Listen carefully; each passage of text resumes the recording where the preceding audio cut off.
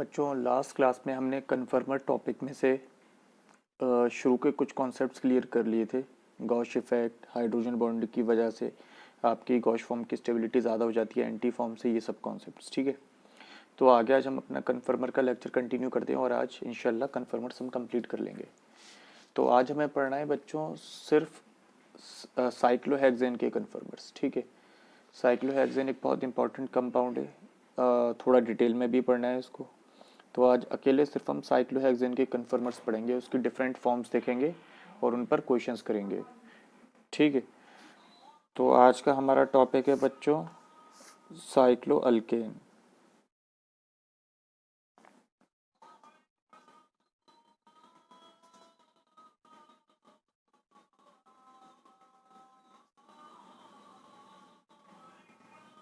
Cyclo alkane, और साइक्लोअल्केन में भी बच्चों हमें कौन सा साइक्लोअल्केन पढ़ना है स्पेशली, सिर्फ और सिर्फ साइक्लोहेक्सेन। साइक्लोहेक्सेन के कन्फर्मर्स पढ़ने हैं हमें, सिर्फ किसके, साइक्लोहेक्सेन के कन्फर्मर्स पढ़ने। तो मैं साइक्लोहेक्सेन बनाता हूँ। साइक्लोहेक्सेन का स्ट्रक्चर अगर मैं बात करूँ तो बच्चों यही तो स्ट्रक्चर होगा, सही है। मैं पहले ही बता देता हूँ, साइक्लोहेक्सेन इस फॉर्म में एग्जिस्ट नहीं करता। साइक्लोहेक्सेन चेयर फॉर्म में एग्जिस्ट करता है। वजह क्या होती है, मतलब खुद को चेयर फॉर्म में कन्वर्ट कर लेता है। उसकी वजह क्या होती है, to gain more stability, to gain more stability. ये चेयर फॉर्म होती है साइक्लोहेक्सेन की। देखो यहाँ पे 1 2 3 4 5 6 एटम्स, 1 2 3 4 5 6 कार्बन एटम्स, तो दोनों ही साइक्लोहेक्सेन है। ये चेयर फॉर्म है। ये कैसी फॉर्म है, चेयर फॉर्म। ये अपने आप को चेयर फॉर्म में कन्वर्ट कर लेता है क्योंकि इसकी chair form most stable form होती है। ये चेयर फॉर्म ऑफ साइक्लोहेक्सेन है जो कि मोस्ट स्टेबल होती है। Chair form of cyclohexane, stability की वजह से चेयर फॉर्म ऑफ साइक्लोहेक्सेन, ये अपने एटम्स को इस फॉर्म में अरेंज कर लेता है। It is the chair form of cyclohexane which is most stable, है ना, which is most stable form. तो चेयर फॉर्म साइक्लोहेक्सेन के केस में मोस्ट स्टेबल होती है, विच इज़ मोस्ट स्टेबल। तो अब हमें ये पता चल गया कि चेयर फॉर्म साइक्लोहेक्सेन्स के केस में मोस्ट स्टेबल होती है। तो हम सबसे पहले चेयर फॉर्म का न्यूमैन प्रोजेक्शन बनाना सीखते हैं, है ना। यानी पहले हम ये सीखते हैं कि इस साइक्लोहेक्सेन का हम न्यूमैन प्रोजेक्शन कैसे बनाएंगे। मतलब वो चेयर फॉर्म ही होगी लेकिन उसका न्यूमैन प्रोजेक्शन सीखेंगे। ये वाली फॉर्म को स्टडी अभी डायरेक्ट नहीं करेंगे, पहले इसको चेयर फॉर्म में कन्वर्ट, पहले इसका न्यूमैन प्रोजेक्शन सीखेंगे, फिर उस पर कुछ क्वेश्चंस करेंगे, बाद में फिर डायरेक्ट चेयर फॉर्म पे क्वेश्चंस करेंगे। तो पहले हम देख लेते हैं कि किसी भी साइक्लोहेक्सेन की जो चेयर फॉर्म है, उसका हम कैसे बनाएंगे न्यूमैन प्रोजेक्शन। ठीक है, तो साइक्लोहेक्सेन है ये, देखो इसका न्यूमैन प्रोजेक्शन बनाना सीखते हैं। करेंगे क्या हम बच्चों, ये इधर से देखो, मतलब अगर मैं इस साइड से देखूं, ठीक है, मैं इस साइड से व्यू कर रहा हूँ, ठीक है, मैं इस साइड से व्यू कर रहा हूँ, मैं इस साइड से देख रहा हूँ। तो ये मान लो 1 कार्बन, ये मान लो 2 कार्बन, ये वाला कार्बन मान लो 1 डैश, ये वाला कार्बन मान लो 2 डैश। मतलब मैं इधर से देख रहा हूँ तो ये फ्रंट कार्बन, ये बैक कार्बन, एक ये भी फ्रंट कार्बन दिखेगा, ये बैक कार्बन। ठीक है, ये 1 और 1 डैश ये अपनी तरफ से नंबरिंग कर ली, बनाने में आसानी होगी। 1 और 1 डैश जिससे जुड़ा हुआ है उस कार्बन को मान लो अल्फा, 2 और 2 डैश कॉमन जिस कार्बन से जुड़ा हुआ है उसको मान लो बीटा। ठीक है, इधर से देख रहा हूँ। अब देखो मैं इसका न्यूमैन प्रोजेक्शन बनाने स्टार्ट करता हूँ। ठीक है, तो ज़्यादा टफ तो नहीं है लेकिन थोड़ा सा ध्यान देना है। ठीक है, देखो तो इधर से मैं बनाऊंगा, एक तो मुझे क्या दिखेगा, ये 1 वाला कार्बन दिखेगा, है ना, 1 वाला कार्बन दिखेगा। तो ये 1 वाला कार्बन मैं फ्रंट पे बना देता हूँ। देखो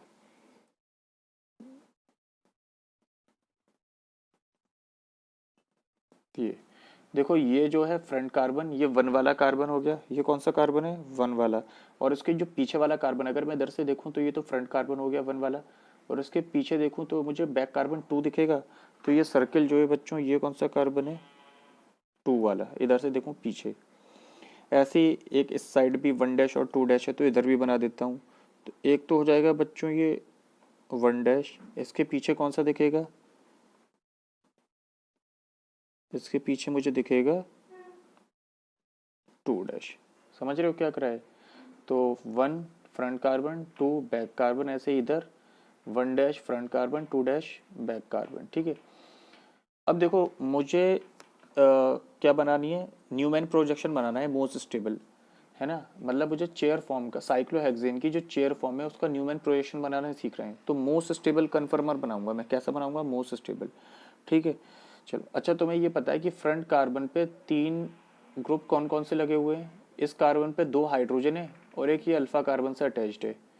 ऐसे ही ये 1 डैश पे 2 हाइड्रोजन है और एक ये अल्फा कार्बन से अटैच्ड है। तो एक काम करता हूँ, पहले जो है मैं फ्रंट कार्बन के 3 बॉन्ड 120 पे दिखा देता हूँ, है ना। तो एक ये रहा फ्रंट पे, एक फ्रंट पे ये रहा और एक फ्रंट पे ये रहा होगा, ऐसे ही मैं 1 डैश पे 3 बॉन्ड दिखा देता हूँ।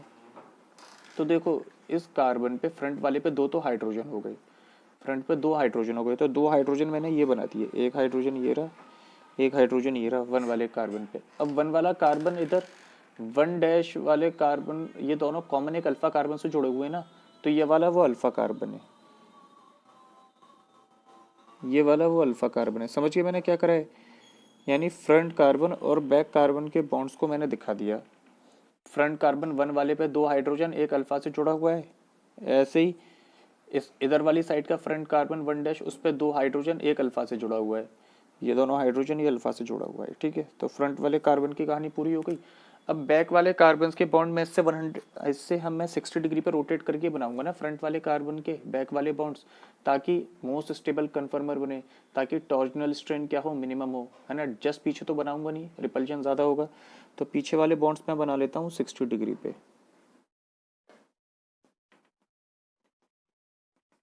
ये मैंने पीछे वाले बॉन्ड्स बना लिए।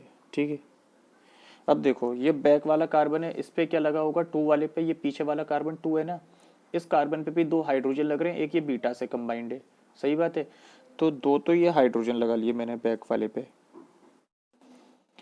और ये वाला कार्बन बीटा के थ्रू 2 डैश वाले से कंबाइंड है, तो इसका मतलब यहाँ से भी 60 पे जो बॉन्ड यहीं पे आके जुड़ जाएगा, क्योंकि ये भी तो बीटा से कंबाइंड है। तो एक बॉन्ड मैंने इधर बना दिया 60 डिग्री पे, इस वाले कार्बन के भी मैंने 60 डिग्री पे बॉन्ड बना दिए, है ना, ताकि टॉर्जनल स्ट्रेन मिनिमम रहे। अब बैक वाले कार्बन पे भी 2 डैश पे भी 2 तो हाइड्रोजन होंगे, तो एक ये बना दिया, एक ये बना दिया, और एक इधर ये बीटा से कंबाइंड है। तो देख रहे हो मैंने कैसे बनाया है न्यूमैन प्रोजेक्शन साइक्लोहेक्सेन का न्यूमैन प्रोजेक्शन कैसे बनाया है, देख लिया। दोबारा रिपीट कर देता हूँ, इधर से देखो फ्रंट कार्बन वो बनाया, उस पर 3 बॉन्ड लगा दिए 120 पे, उसके पीछे बैक कार्बन, उस पर 3 बॉन्ड बना दिए 120 पे, 60 और 60 डिग्री रोटेट कर दिया ताकि स्टेबल स्ट्रक्चर रहे। ऐसे ही इधर वाला 1 डैश, उस पर तीन बॉन्ड लगाए, और उसके बैक वाला कार्बन 2 डैश, उस पर 3 बॉन्ड लगाए, और बीच में 60 डिग्री का गैप रखा ताकि क्या रहे, स्टेबल रहे। अब ये वाला बॉन्ड और ये वाला बॉन्ड एक जगह कनेक्ट हो रहा था, तो उसे कनेक्ट कर दिया अल्फा कार्बन से, और पीछे वाले कार्बन के दोनों के बॉन्ड्स बीटा से कनेक्ट हो रहे थे, तो बीटा से कनेक्ट कर दिए। ठीक है, तो ये क्या हो गया, ये आपकी न्यूमैन प्रोजेक्शन हो गई, ये आपकी क्या हो गई, न्यूमैन प्रोजेक्शन हो गई। ठीक है, तो ये चेयर फॉर्म जो होती है, ये वाली न्यूमैन प्रोजेक्शन मोस्ट स्टेबल है ना, चेयर फॉर्म की ये न्यूमैन प्रोजेक्शन मोस्ट स्टेबल है। साइक्लोहेक्सेन की चेयर फॉर्म की जो न्यूमैन प्रोजेक्शन है, ये चेयर फॉर्म की न्यूमैन प्रोजेक्शन है, मोस्ट स्टेबल है। इसकी वजह क्या है मोस्ट स्टेबल होने की, क्योंकि देखो बीच में कितना डिग्री मैंने रोटेट कर रखा है, ये पीछे वाले कार्बन को 60 डिग्री रोटेट कर रखा है, तो थीटा यहाँ पे कितना है, टॉर्जनल एंगल 60 डिग्री, और थीटा जब 60 होता है तो टॉर्जनल स्ट्रेन मिनिमम होता है, बच्चों याद करो। क्योंकि इलेक्ट्रॉन्स दूर होंगे तो रिपल्सिव फोर्स कम लगेगा, टॉर्जनल स्ट्रेन क्या हो गया, थीटा 60 होने की वजह से मिनिमम, टॉर्जनल स्ट्रेन क्या हो गया,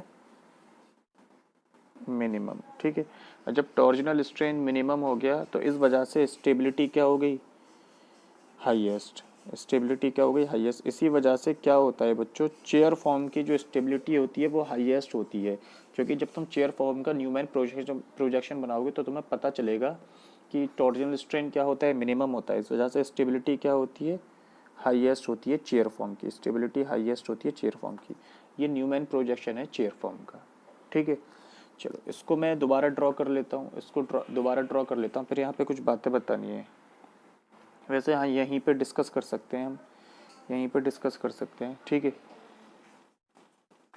देखो तुम्हें इस डायग्राम में कुछ वर्टिकल बॉन्ड्स दिख रहे होंगे, मतलब जो बिल्कुल ऐसे परपेंडिकुलर है। ठीक है, या बोल दो इस पेज के पैरेलल हैं, या बोल दो कि जैसे ये हमारा जो पेज का प्लेन है ना, तो बिल्कुल जो वर्टिकल बॉन्ड्स हैं पेज के प्लेन में जो वर्टिकल बॉन्ड्स हैं, तो ये बॉन्ड्स वर्टिकल बॉन्ड्स हैं कौन कौन से? एक तो ये देखो बिल्कुल वर्टिकल बॉन्ड है, थोड़ा सा इसको डार्क कर देता हूँ। एक ये बॉन्ड बिल्कुल वर्टिकल बॉन्ड है, सही है। एक ये नीचे वाला बॉन्ड बिल्कुल वर्टिकल बॉन्ड है, सही बात है। एक ये वाला बॉन्ड बिल्कुल वर्टिकल बॉन्ड है, जो बिल्कुल वर्टिकल बॉन्ड है। और एक ये वाला बॉन्ड बिल्कुल वर्टिकल बॉन्ड है, सही बात है। तो मुझे क्या बात बतानी है कि जितने भी वर्टिकल बॉन्ड्स होते हैं ना, उन बॉन्ड्स को बोलते हैं एक्सियल बॉन्ड्स। क्या बोलते हैं? Axial bonds. तो जितने भी वर्टिकल बॉन्ड्स हैं, है ना, यहाँ पे मैं लिख देता हूँ, जितने भी ये 1 2 3 4, इन दोनों कार्बन्स पे भी हम डिस्कस नहीं कर रहे, तो टोटल 6 वर्टिकल हो जाएंगे।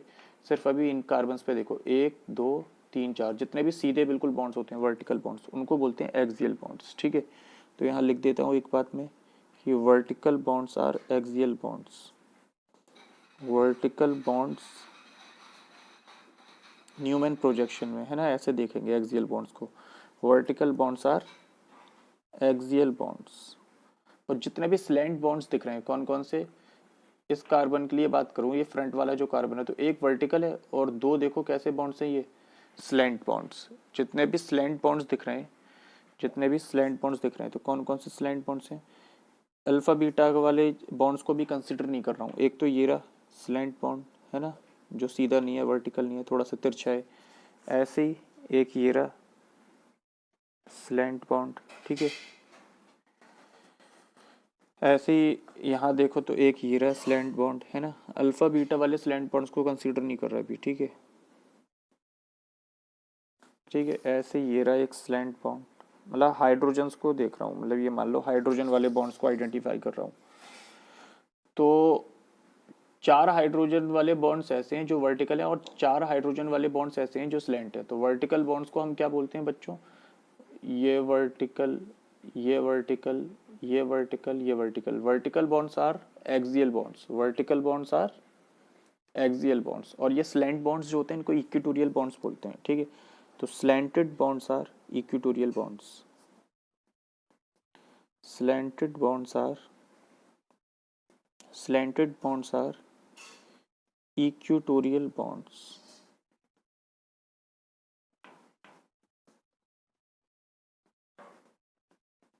Slanted bonds are equatorial bonds. तो ये वाले बॉन्ड्स क्या है? इक्वेटोरियल। तो मैं यहाँ लिख देता हूँ, जैसे ये वाला बॉन्ड कौन सा है, ये जो हाइड्रोजन लगा ये एक्सियल पोजीशन पे लगा है, क्योंकि ये बॉन्ड कौन सा था? एक्सियल। तो ए लिख देता हूँ मैं। ये भी कौन सा है? एक्सियल। ये वर्टिकल बॉन्ड्स एक्सियल बॉन्ड्स थे, ये भी कौन सा है? Axial bond. और ये बॉन्ड भी कौन सा है? Axial bond. तो मैं ए लिख देता हूँ। और ये बॉन्ड्स कौन से हैं? स्लैंटेड बॉन्ड्स, और जिनको क्या बोलते हैं? Equatorial bonds. तो यहाँ पे मैं ई लिख देता हूँ। ये भी इक्वेटोरियल बॉन्ड है, ये भी इक्वेटोरियल बॉन्ड है, ये भी इक्वेटोरियल बॉन्ड है, और ये भी इक्वेटोरियल बॉन्ड है। समझ गए? तो न्यूमैन प्रोजेक्शन में हमें क्या दिख रहा है? 4 तो एक्सियल बॉन्ड्स दिख रहे हैं, 1 2 3 4, और 4 ही हमें क्या दिख रहे हैं? इक्वेटोरियल बॉन्ड्स, ठीक है। देखते ये बात ध्यान रखनी है ना। एक बात बता दूँ, साइक्लोहेक्सेन नॉन प्लेनर होता है, मतलब वो पेज के प्लेन में एग्जिस्ट नहीं करता। जैसे ही मैंने बना रखा है ना चेयर फॉर्म, तो ये जो चेयर फॉर्म होती है ना, चेयर फॉर्म का ये न्यूमैन प्रोजेक्शन है, ये ऐसा नहीं है एक प्लेन में, इसका प्लेन डिफरेंट होता है ना। ये डिफरेंट प्लेन्स में एग्जिस्ट करता है साइक्लोहेक्सेन, ठीक है। तो एक बात ध्यान रख लेना कि cyclohexane is a non planar molecule. Cyclohexane is a non planar molecule. और मैं एक बात बोल देता हूँ, तुम अपने नोट्स में खुद लिख लेना, उसकी अगले लेक्चर में थोड़ी डिटेल में बात करेंगे। साइक्लोप्रोपेन, साइक्लोब्यूटेन, साइक्लोपेंटेन और साइक्लोहेक्सेन, इसमें सिर्फ साइक्लोब्यूटेन ही ऐसा होता है जो प्लेनर होता है, बाकी सब नॉन प्लेनर होते हैं। तो cyclohexane is a non planar molecule, is a non planar molecule, is a non planar molecule, ठीक है। चलो, तो कभी एग्जाम में ये आ जाए कि साइक्लोहेक्सेन इज मोस्ट स्टेबल, मतलब साइक्लोहेक्सेन की चेयर फॉर्म मोस्ट स्टेबल क्यों होती है, तो आंसर क्या होगा? Due to minimum torsional strain, है ना, क्योंकि बॉन्ड्स एक दूसरे से 60 डिग्री पर रोटेटेड होते हैं, इस वजह से टॉर्जनल स्ट्रेन मिनिमम होता है, थीटा 60 होता है, तो स्टेबिलिटी हाईएस्ट होती है, ठीक है। तो इस बात को ध्यान रखना कि cyclohexane chair form is most stable due to minimum torsional strain, ठीक है। अच्छा, अब एक बात और यहाँ पे ऑब्जर्व करो कि ये जो एक्सियल पोजीशन है, यहाँ पे रिपल्सिव बड़े ग्रुप कौन कौन से लगे हुए हैं, जैसे मैं बात करूँ कि फ्रंट कार्बन पे तुम कहोगे ये मतलब अल्फा और बीटा ये ग्रुप्स वो हैं जो बड़े ग्रुप लगे हुए हैं दोनों ही कार्बन पे, बैक कार्बन पे, इधर भी बैक कार्बन पे ये बड़ा ग्रुप, इधर भी बैक कार्बन पे ये बड़ा ग्रुप, ठीक है। तो ये दोनों ज़्यादा रिपल्सिव फोर्स प्रोवाइड करेंगे ना। मतलब ये मैं ये बोलना चाह रहा हूँ कि मान लो यहाँ पे अगर मैं हाइड्रोजन को सब्स्टिट्यूट करूँ, मतलब साइक्लोहेक्सेन की जगह कोई सब्स्टिट्यूटेड साइक्लोहेक्सेन हो। सब्स्टिट्यूटेड साइक्लोहेक्सेन क्या होगा, जिसमें एक हाइड्रोजन किसी और ग्रुप से रिप्लेस होता जाए, तो वो क्या बन जाएगा बच्चों, सब्स्टिट्यूटेड साइक्लोहेक्सेन। जैसे यहाँ हाइड्रोजन की जगह मैं क्या लगा दूँ, क्लोरीन लगा दूँ, या इस वाले हाइड्रोजन की जगह क्लोरीन लगा दूँ, ब्रोमीन, कोई भी और ग्रुप, तो सब्स्टिट्यूटेड होगा वो, ठीक है। अब एक बात ये है कि मैं सब्स्टिट्यूटेड ग्रुप को कहाँ लगाना प्रेफर करूंगा, एक्सियल वाली बॉन्ड पे या एक्सियल पोजीशन पे या इक्वेटोरियल पोजीशन पे या इक्वेटोरियल पोजीशन पे, है ना। तो मतलब स्टेबिलिटी कहाँ ज़्यादा रहेगी कि जो सब्स्टिट्यूटेड ग्रुप आ रहा है वो एक्सियल वाले बॉन्ड को रिप्लेस करे, एक्सियल वाले हाइड्रोजन को या इक्वेटोरियल वाले हाइड्रोजन को। तो एक चीज़ देखो, ये जो कार्बन है बीटा वाला, इसके रिस्पेक्ट में देख लेते हैं, है ना, इसके रिस्पेक्ट में भी देख सकते हैं, इसके रिस्पेक्ट में देख लो, ये तो फ्रंट कार्बन पे, इसके रिस्पेक्ट में देखो, बीटा के रिस्पेक्ट में ये एंगल जो होता है एक्सियल और बीटा के बीच में, ये बच्चों 60 डिग्री होता है। कितना होता है, 60 डिग्री। और इक्वेटोरियल और बीटा के बीच में ये देखो एक ऑलमोस्ट स्ट्रेट लाइन है, ऑलमोस्ट स्ट्रेट लाइन जा रही है। इक्वेटोरियल वाले जो बॉन्ड्स हैं उसकी रिस्पेक्ट में बात कर रहा हूँ, फ्रंट कार्बन के साथ देख रहा हूँ, फ्रंट कार्बन पर अगर सब्स्टिट्यूशन हो रहा है हमेशा यहीं पे होता है, ठीक है, बताऊंगा क्वेश्चंस के थ्रू पता चलेगा। फ्रंट कार्बन ये रहा, किधर भी तरफ स्टडी कर लो, तो एक्सियल पोजीशन और बीटा वाले कार्बन के बीच में कितना एंगल आ रहा है, 60 डिग्री। और इक्वेटोरियल पोजीशन और बीटा कार्बन के बीच में कितना एंगल आ रहा है, जरा ये एंगल देखना कितना आ रहा है बच्चों, 180 डिग्री, 180 डिग्री। तो अगर कोई ग्रुप आके लगा तो मैं क्या चाहूंगा कि वो यहाँ पे आके लगे इक्वेटोरियल पोजीशन पे। वजह क्या है कि बीटा के रिस्पेक्ट में ये वाला इक्वेटोरियल हाइड्रोजन एंटी पोजीशन पे, देखो बिल्कुल एक दूसरे के अपोजिट है ये लोकेशन, तो सबसे कम स्ट्रेन होगा तो स्टेबिलिटी ज़्यादा होगी। और बीटा के रिस्पेक्ट में ये वाला हाइड्रोजन जो है, ये वाला एक्सियल बॉन्ड का हाइड्रोजन, ये कौन सी पोजीशन पे, गॉश पोजीशन पे, है ना, क्योंकि 60 डिग्री रोटेट कर दोगे तो यहाँ पे पहुंच रहे हैं। समझ रहे हो क्या बोल रहा हूँ। तो ध्यान रखना कि एक्सियल पोजीशन जो होती है वो होती है आपकी गॉश पोजीशन, और इक्वेटोरियल पोजीशन जो होती है आपकी वो होती है आपकी एंटी पोजीशन, है ना, इसके रिस्पेक्ट में। तो एक्सियल पोजीशन कौन सी है, गॉश पोजीशन। क्यों, क्योंकि यहाँ पे एंगल कितना है, 60 डिग्री। और ये आपकी इक्वेटोरियल पोजीशन जो है ये इस बीटा के रिस्पेक्ट में कौन सी होती है, एंटी पोजीशन, इसके जस्ट अपोजिट आ रही है। तो अगर कोई ग्रुप ला के लगाया, मान लो मैंने आइसोप्रोपाइल ग्रुप लगाया, काफी बड़ा ग्रुप है, तो मैं क्या लगाना चाहूंगा, इस जगह पे, इस जगह के, मैं लगाना चाहूंगा आइसोप्रोपाइल ग्रुप को इस जगह पे। क्यों, क्योंकि सबसे कम रिपल्सिव फोर्स लगेगा। अगर मैंने यहाँ ग्रुप लगा दिया तो इनके बीच में रिपल्सिव फोर्स ज्यादा लग जाएगा, क्योंकि एंगल कितना है, 60 डिग्री। तो एक बात कैसे ध्यान रख सकते हो कि एक्सियल पोजीशन जो होती है वो गॉश होती है, और जो इक्वेटोरियल पोजीशन होती है वो एंटी होती है ना, एंगल 180 होता है। तो एक बात ये ध्यान रखना कि एक्सियल पोजीशन वो कौन सी पोजीशन की इक्विवेलेंट होती है, गॉश के इक्विवेलेंट, गॉश होती है। और इक्वेटोरियल पोजीशन,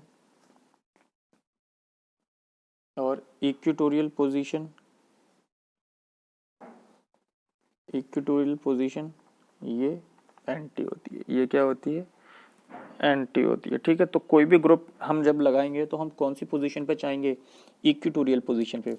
या अगर मैं सिंपल वर्ड्स में बोलूँ, हमेशा वो साइक्लोहेक्सेन ज़्यादा स्टेबल होगा जहाँ पे जो सब्स्टिट्यूटेड ग्रुप्स लगे हुए हैं वो ज़्यादा से ज़्यादा इक्वेटोरियल पोजीशंस पे लगे होंगे, है ना।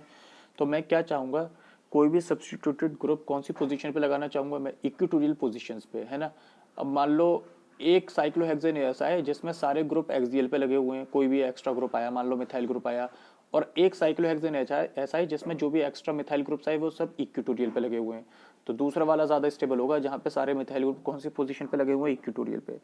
तो स्टेबिलिटी पे इस पे सवाल कैसे करने होंगे, जितने ज़्यादा ग्रुप्स इक्वेटोरियल पे लगे होंगे उतनी ज़्यादा स्टेबिलिटी, और जितने ज़्यादा ग्रुप्स एक्सियल पोजीशंस पे लगे होंगे उतनी कम स्टेबिलिटी। वजह क्या है कि एक्सियल पोजीशन होती है गॉश, तो स्ट्रेन ज़्यादा होता है, ठीक है। तो ये हमारे क्वेश्चंस करने का कुछ तरीका रहेगा। तो मैं इस बात को लिख देता हूँ, बहुत इंपॉर्टेंट है कि टू गेन स्टेबिलिटी, स्टेबिलिटी बढ़ाने के लिए, to gain stability substituted group substituted group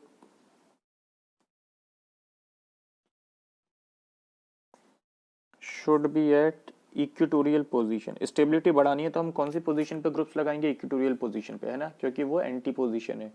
should be at equatorial position,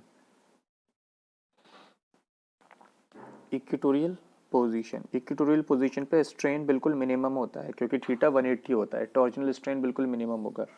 ठीक है, इक्वेटोरियल पोजीशन पे लगाएंगे। वजह क्या होती है? रिपल्सिव फोर्सेस मिनिमम होते हैं, है ना। तो कभी भी कोई ग्रुप लगाना हो और हमारे पास प्रेफरेंस हो तो हम इक्वेटोरियल पोजीशन पे देंगे प्रेफरेंस, है ना। चलो कुछ क्वेश्चंस कर लेते हैं जिसमें हमें स्टेबिलिटी कंपेयर करनी है। ठीक है, जिसमें हमें स्टेबिलिटी कंपेयर करनी है।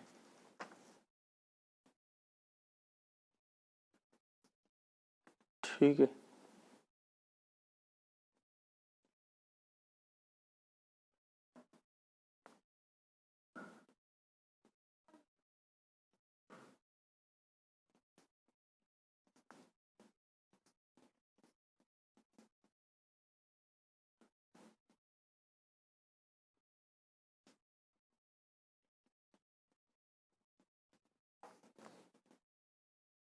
यहाँ CH3 लगा दिया है। ठीक है, CH3, ये वही न्यूमैन प्रोजेक्शन पे क्वेश्चंस हैं। ठीक है, न्यूमैन प्रोजेक्शन पे क्वेश्चंस हैं ये आपके। ठीक है,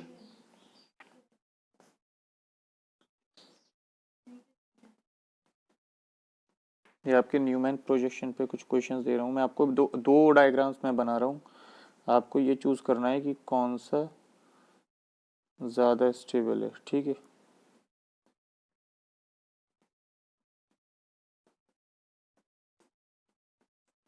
ठीक है, यहाँ पे देखो हाइड्रोजन, हाइड्रोजन, ठीक है, CH3H। तो इन दोनों में बताना है आपको किसकी स्टेबिलिटी ज़्यादा है। तो आप क्या देखोगे? सब्स्टिट्यूटेड ग्रुप, है ना। यहाँ पे सब्स्टिट्यूटेड ग्रुप मिथाइल, यहाँ पे भी मिथाइल। ठीक है, यहाँ पे जो मिथाइल है बच्चों, वो देखो वो कौन सी पोजीशन पे, ये वर्टिकल बॉन्ड पे आ रहा है, और वर्टिकल बॉन्ड कौन सी पोजीशन थी? एक्सियल। तो ये एक्सियल पोजीशन पे लगा हुआ है। और ये वाला CH3 स्लैंटेड बॉन्ड है, ये कौन सी पोजीशन पे लगा हुआ है? इक्वेटोरियल पोजीशन पे। तो ये CH3 किस जगह है स्टेबिलिटी बढ़ाने के लिए? मैंने लिखवाया था कि जितना ज्यादा इक्वेटोरियल पोजीशन पे ग्रुप होंगे, अब यहाँ पे क्योंकि एक ही ग्रुप है तो मैं क्या चाहूंगा, वो इक्वेटोरियल पोजीशन पे आए, क्योंकि वो इसकी रिस्पेक्ट पे एंटी पोजीशन होती है, तो रिपल्सिव फोर्स मिनिमम होंगे, है ना। तो एक्सियल की जगह कहाँ पे लाना प्रेफर करूंगा मैं स्टेबिलिटी बढ़ाने के लिए? इक्वेटोरियल पोजीशन पे। तो इस वजह से इसकी स्टेबिलिटी ज़्यादा होगी एज कम्पेयर टू दिस, है ना। क्यों? क्योंकि यहाँ पे जो सब्स्टिट्यूटेड ग्रुप है वो कौन सी पोजीशन पे? इक्वेटोरियल पोजीशन पे। ठीक है, बस मुझे पोजीशंस पहचान लेनी है। ठीक है, और देखते हैं।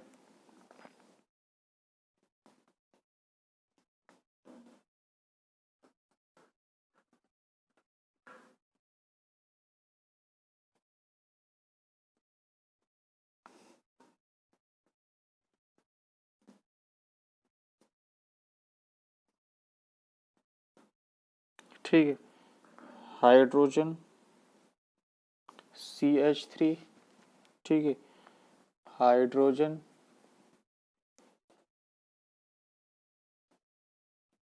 Hydrogen, hydrogen CH3, hydrogen, hydrogen. अब इसमें दो सब्स्टिट्यूटेड ग्रुप्स लगा दिए।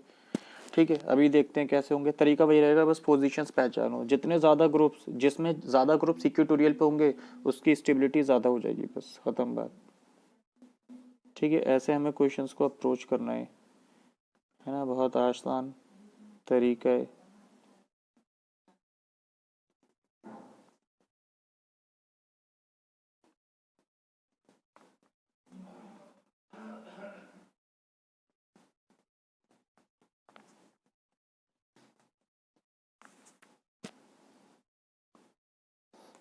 ठीक है, CH3 लगे हुए हैं दो हाइड्रोजन पे, यहाँ पे भी दो हाइड्रोजन पे CH3 लगे हुए हैं। अब ये देख लो बस कहाँ पे इक्वेटोरियल पोजीशन पे लगे हुए हैं। तो यहाँ पे देखो slanted bond equatorial position, slanted bond equatorial position, vertical bond axial position, slanted bond equatorial position. तो यहाँ पे दो ग्रुप्स इक्वेटोरियल पे लगे हुए हैं, यहाँ पे बस एक ही इक्वेटोरियल पे, दूसरा एक्सियल पे है। तो ये ज़्यादा स्टेबल होगा क्योंकि यहाँ पे दोनों ही ग्रुप इक्वेटोरियल पे हैं। ठीक है, तो इसकी स्टेबिलिटी ज़्यादा हो जाएगी। ये स्टेबिलिटी ऑर्डर लिख रहा हूँ मैं, ठीक है, ये साइन जो है स्टेबिलिटी ऑर्डर के हिसाब से। क्वेश्चन नंबर 3 देख लेते हैं।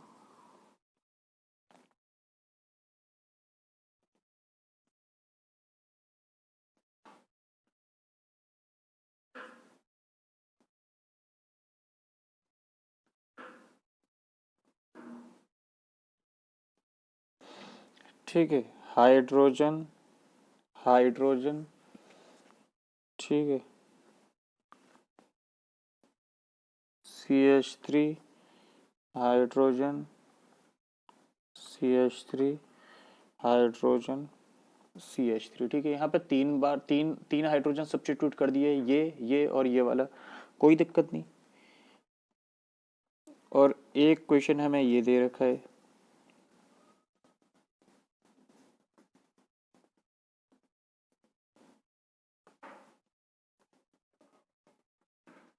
ठीक है, यहाँ पे क्या है, CH3 आइसोप्रोपाइल ग्रुप है, ये आइसोप्रोपाइल ग्रुप, ठीक है।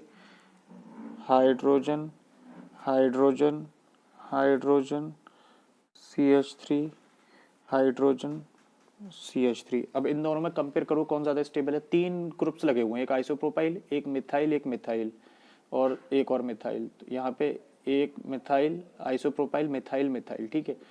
पोजीशंस पहचान लो, ये आइसोप्रोपाइल कौन सी पोजीशन पे है बच्चों, इक्वेटोरियल। ये मिथाइल एक्सियल, ये मिथाइल एक्सियल, ये मिथाइल इक्वेटोरियल। जरा यहाँ पहचानना, ये मिथाइल इक्वेटोरियल, ये आइसोप्रोपाइल एक्सियल, सही बात है, वर्टिकल बॉन्ड पे आ रहा है। ये इक्वेटोरियल और ये भी कहाँ पे आ रहा है, एक्सियल। अब देखो ये वाले ग्रुप, ये वाले ग्रुप और ये दोनों ग्रुप तो कॉमन है ना।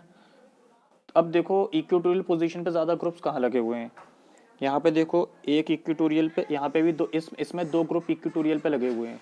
और यहाँ पे अगर देखो तो ये इक्वेटोरियल पे और ये इक्वेटोरियल पे, यहाँ पे भी 2 ग्रुप इक्वेटोरियल पे लगे हुए हैं। तो इस बार नंबर ऑफ ग्रुप्स जो इक्वेटोरियल पे लगे हुए हैं वो इक्वल आ गए, है ना।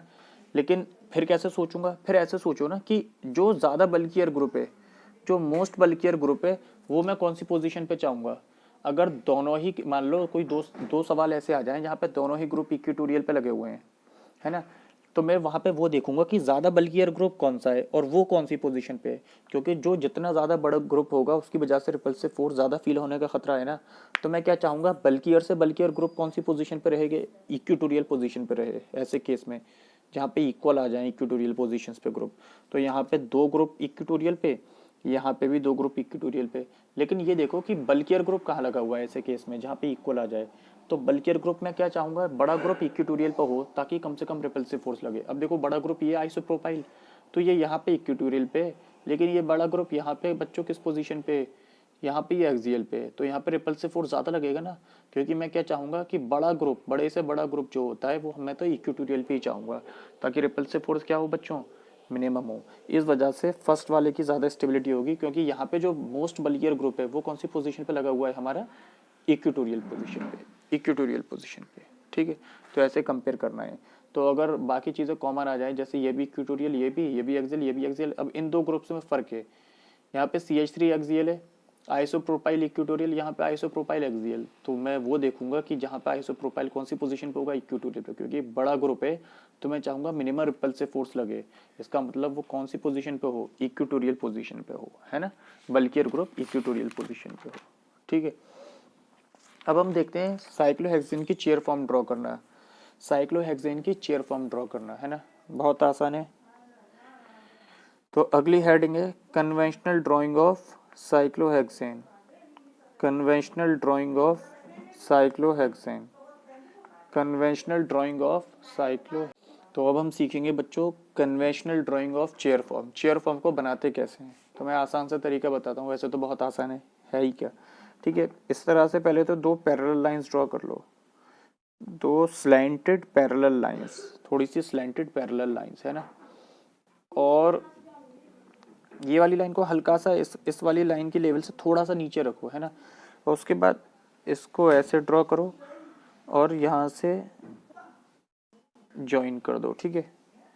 और उसके बाद यहाँ से ऐसे ड्रॉ करो और इसको ज्वाइन कर दो, है ना। कोशिश करो ये और ये आपस में पैरेलल रहे, है ना, प्रॉपर तरीका मतलब बनाने का, है ना। ये और ये आपस में पैरेलल, ये और ये आपस में पैरेलल, और ये आपस में पैरेलल, इस तरह से बनाने का तरीका है प्रॉपर, है ना। वरना तो देखो जब एक बार बना लोगे तो इसको बहुत जल्दी ऐसे बना लो, सिंपली है ही क्या, ठीक है।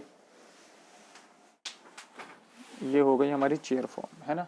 तो वो तो मैंने एक ऐसे तरीका बताया, पहले इस लाइन को ऐसे ड्रॉ करो, इसको थोड़ा लेंथी ड्रॉ करो, थोड़ा सा स्लेंटेड, और ऐसे ज्वाइन कर दो, और इसको यहाँ शॉर्ट ड्रॉ करो और यहाँ लेंथी ड्रॉ करो, तो ये बन जाएगी साइक्लोहेक्सेन, ठीक है।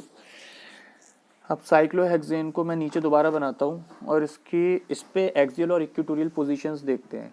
इस पे एक्सियल, अब इस पे पूरे 6 कार्बन पे हम देखेंगे एक्सियल और इक्वेटोरियल पोजीशंस। यही फायदा है चेयर फॉर्म को पढ़ने का। ये एक 3D स्ट्रक्चर होता है, तो इसका रिप्रेजेंटेशन ईजी हो जाता है, जिससे हम पूरे 6 कार्बन पे एक्सियल और इक्वेटोरियल पोजीशन को स्टडी कर सकते हैं, ठीक है। क्या तरीका रहेगा, देखो सबसे पहले मैं ड्रॉ कर लेता हूँ।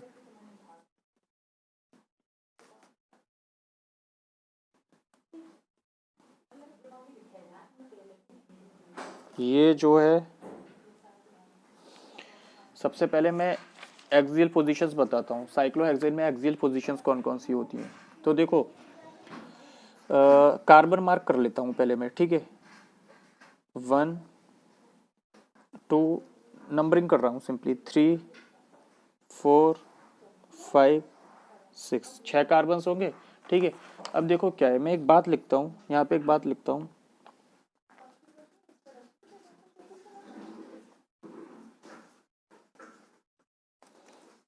अप पर अप, है ना, अप पर अप, तो कौन सी लोकेशन आएगी, एक्सियल, और डाउन पर डाउन, तो कौन सी पोजीशन आएगी, एक्सियल, तो कौन सी पोजीशन आएगी, एक्सियल, ठीक है। अप पर अप कौन सी पोजीशन होगी, एक्सियल, डाउन पर डाउन कौन सी पोजीशन होगी, एक्सियल। अब देखो जरा फर्स्ट वाले कार्बन को देखो, इस कार्बन को, ये कार्बन अपवर्ड डायरेक्शन में पॉइंट कर रहा है, ऊपर की तरफ पॉइंट कर रहा है अपवर्ड डायरेक्शन में, ये कार्बन अपवर्ड डायरेक्शन में पॉइंट कर रहा है, तो अब ये अप वाला कार्बन हो गया। जो अपवर्ड डायरेक्शन में पॉइंट कर रहा है, मतलब ऐसे जो अप डायरेक्शन में पॉइंट कर रहा है, वो कौन सा कार्बन हो गया, अपवर्ड कार्बन, है ना। ये देखो ये ऊपर की तरफ पॉइंट कर रहा है, तो अप वाला कार्बन हो गया। तो अप वाले कार्बन पे अप पर अप, मतलब अगर अप वाले कार्बन में मैं अप डायरेक्शन में बॉन्ड बना दूं, तो वो कौन सा बॉन्ड होगा, एक्सियल बॉन्ड। अप वाला कार्बन है तो इस पे वर्टिकल अप डायरेक्शन में बॉन्ड बना दूं, तो ये बच्चों ये कौन सा लोकेशन हो जाएगी, ये हो जाएगा एक एक्सियल बॉन्ड। तो अप कार्बन पर अगर मैं अप डायरेक्शन में बॉन्ड बना दूं, अप पर अप, तो वो कौन सी बॉन्ड होगा, एक्सियल बॉन्ड। ये अपवर्ड डायरेक्शन में पॉइंट कर रहा है, इस पे ऊपर बॉन्ड बना दो, तो ये क्या होगा, एक्सियल बॉन्ड। सेकंड वाला कार्बन देखो, ये नीचे पॉइंट कर रहा है, नीचे की तरफ, ये डाउनवर्ड डायरेक्शन में पॉइंट कर रहा है, तो इस पे नीचे बॉन्ड बना दो, ये कौन सी पोजीशन हो जाएगी, ये कौन सा बॉन्ड हो जाएगा, एक्सियल बॉन्ड। ये कौन सा बॉन्ड हो जाएगा, एक्सियल बॉन्ड, ठीक है। तो अप पर अप एक्सियल और डाउन पर डाउन एक्सियल। अब ये वाला कौन सा कार्बन है, अप पॉइंटेड है, ऊपर की तरफ पॉइंट कर रहा है ना, देखो ऊपर की तरफ पॉइंट कर रहा है, अप कार्बन है ये, तो अप पर अप जो होगा, ये कौन सा बॉन्ड होगा बच्चों, एक्सियल बॉन्ड। ये कौन सा बॉन्ड होगा, एक्सियल, ये एक्सियल पोजीशन होगी। अब ये डाउनवर्ड पॉइंटेड है, ये वाला कार्बन डाउनवर्ड पॉइंटेड है 4 वाला, तो इस पे नीचे बनाऊंगा तो एक्सियल लोकेशन आएगी, तो इसके लिए ये वाली लोकेशन कौन सी हो गई, एक्सियल। फिफ्थ वाला कार्बन अपवर्ड पॉइंटेड है, तो इस पे ऊपर बनाऊंगा तो इस पे लोकेशन क्या होगी, एक्सियल, क्योंकि अप डायरेक्शन में बनाऊंगा तो एक्सियल आएगा। डाउन पर, अब ये वाला देखो सिक्स वाला डाउन है, डाउन वाला कार्बन, तो अगर डाउन पर मैं डाउनवर्ड डायरेक्शन में बना रहा हूँ, डाउन वाले कार्बन पे जो डाउनवर्ड पॉइंटेड है, अगर मैं उस पर डाउन वाले डायरेक्शन में बना रहा हूँ, तो कौन सा बॉन्ड आ रहा है, एक्सियल। तो डाउन पर डाउन कौन सा होगा, एक्सियल। तो किसी भी साइक्लोहेक्सेन में जो उसकी चेयर फॉर्म होती है, उसमें 6 पोजीशंस ऐसी होती हैं बच्चों, या 6 लोकेशंस ऐसी होती हैं जो एक्सियल होती हैं और अल्टरनेट आती हैं। मतलब क्या बोलूँ, अगर पहले वाले कार्बन पे ऊपर आ रहा है एक्सियल बॉन्ड, तो उसके अगले वाले कार्बन पे नीचे रहेगा एक्सियल बॉन्ड, ठीक है। तो 3 कार्बन अपवर्ड पॉइंटेड है, कौन कौन से, 1 3 और 5। देखो 1 वाला अपवर्ड पॉइंटेड, 3 वाला अपवर्ड पॉइंटेड, और ये 5 वाला अपवर्ड पॉइंटेड। तो यहाँ पे मैं लिख देता हूँ 3 carbon are 3 carbon are 3 carbon are upward pointed, are upward pointed, 3 carbons are upward pointed. कौन कौन से? 1, 3, 5। ये 3 कार्बन्स वो हैं जो अपवर्ड पॉइंटेड, एक ये वाला, एक ये वाला, एक ये वाला, ठीक है। ये कार्बन और ये कार्बन, ये अपवर्ड पॉइंटेड है ना। And 3 carbons are downward pointed, 3 carbons are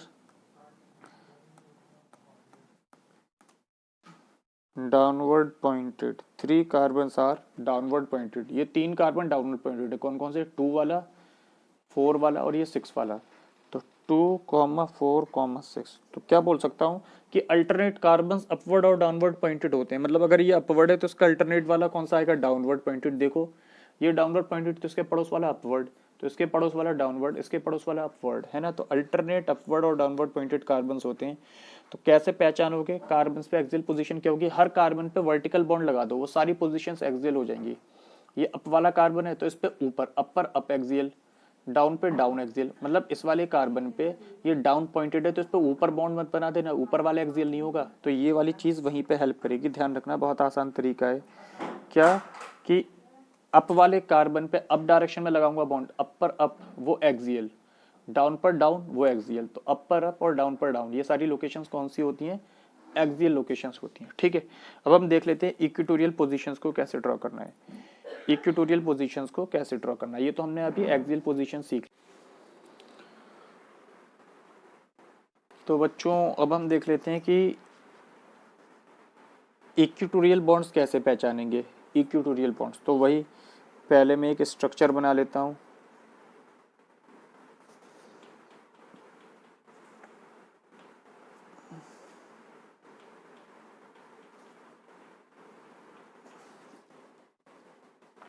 ये बन गया मेरा चेयर फॉर्म। मैंने एक्सियल बॉन्ड्स तो आपको पहचानना बता दिया है ना।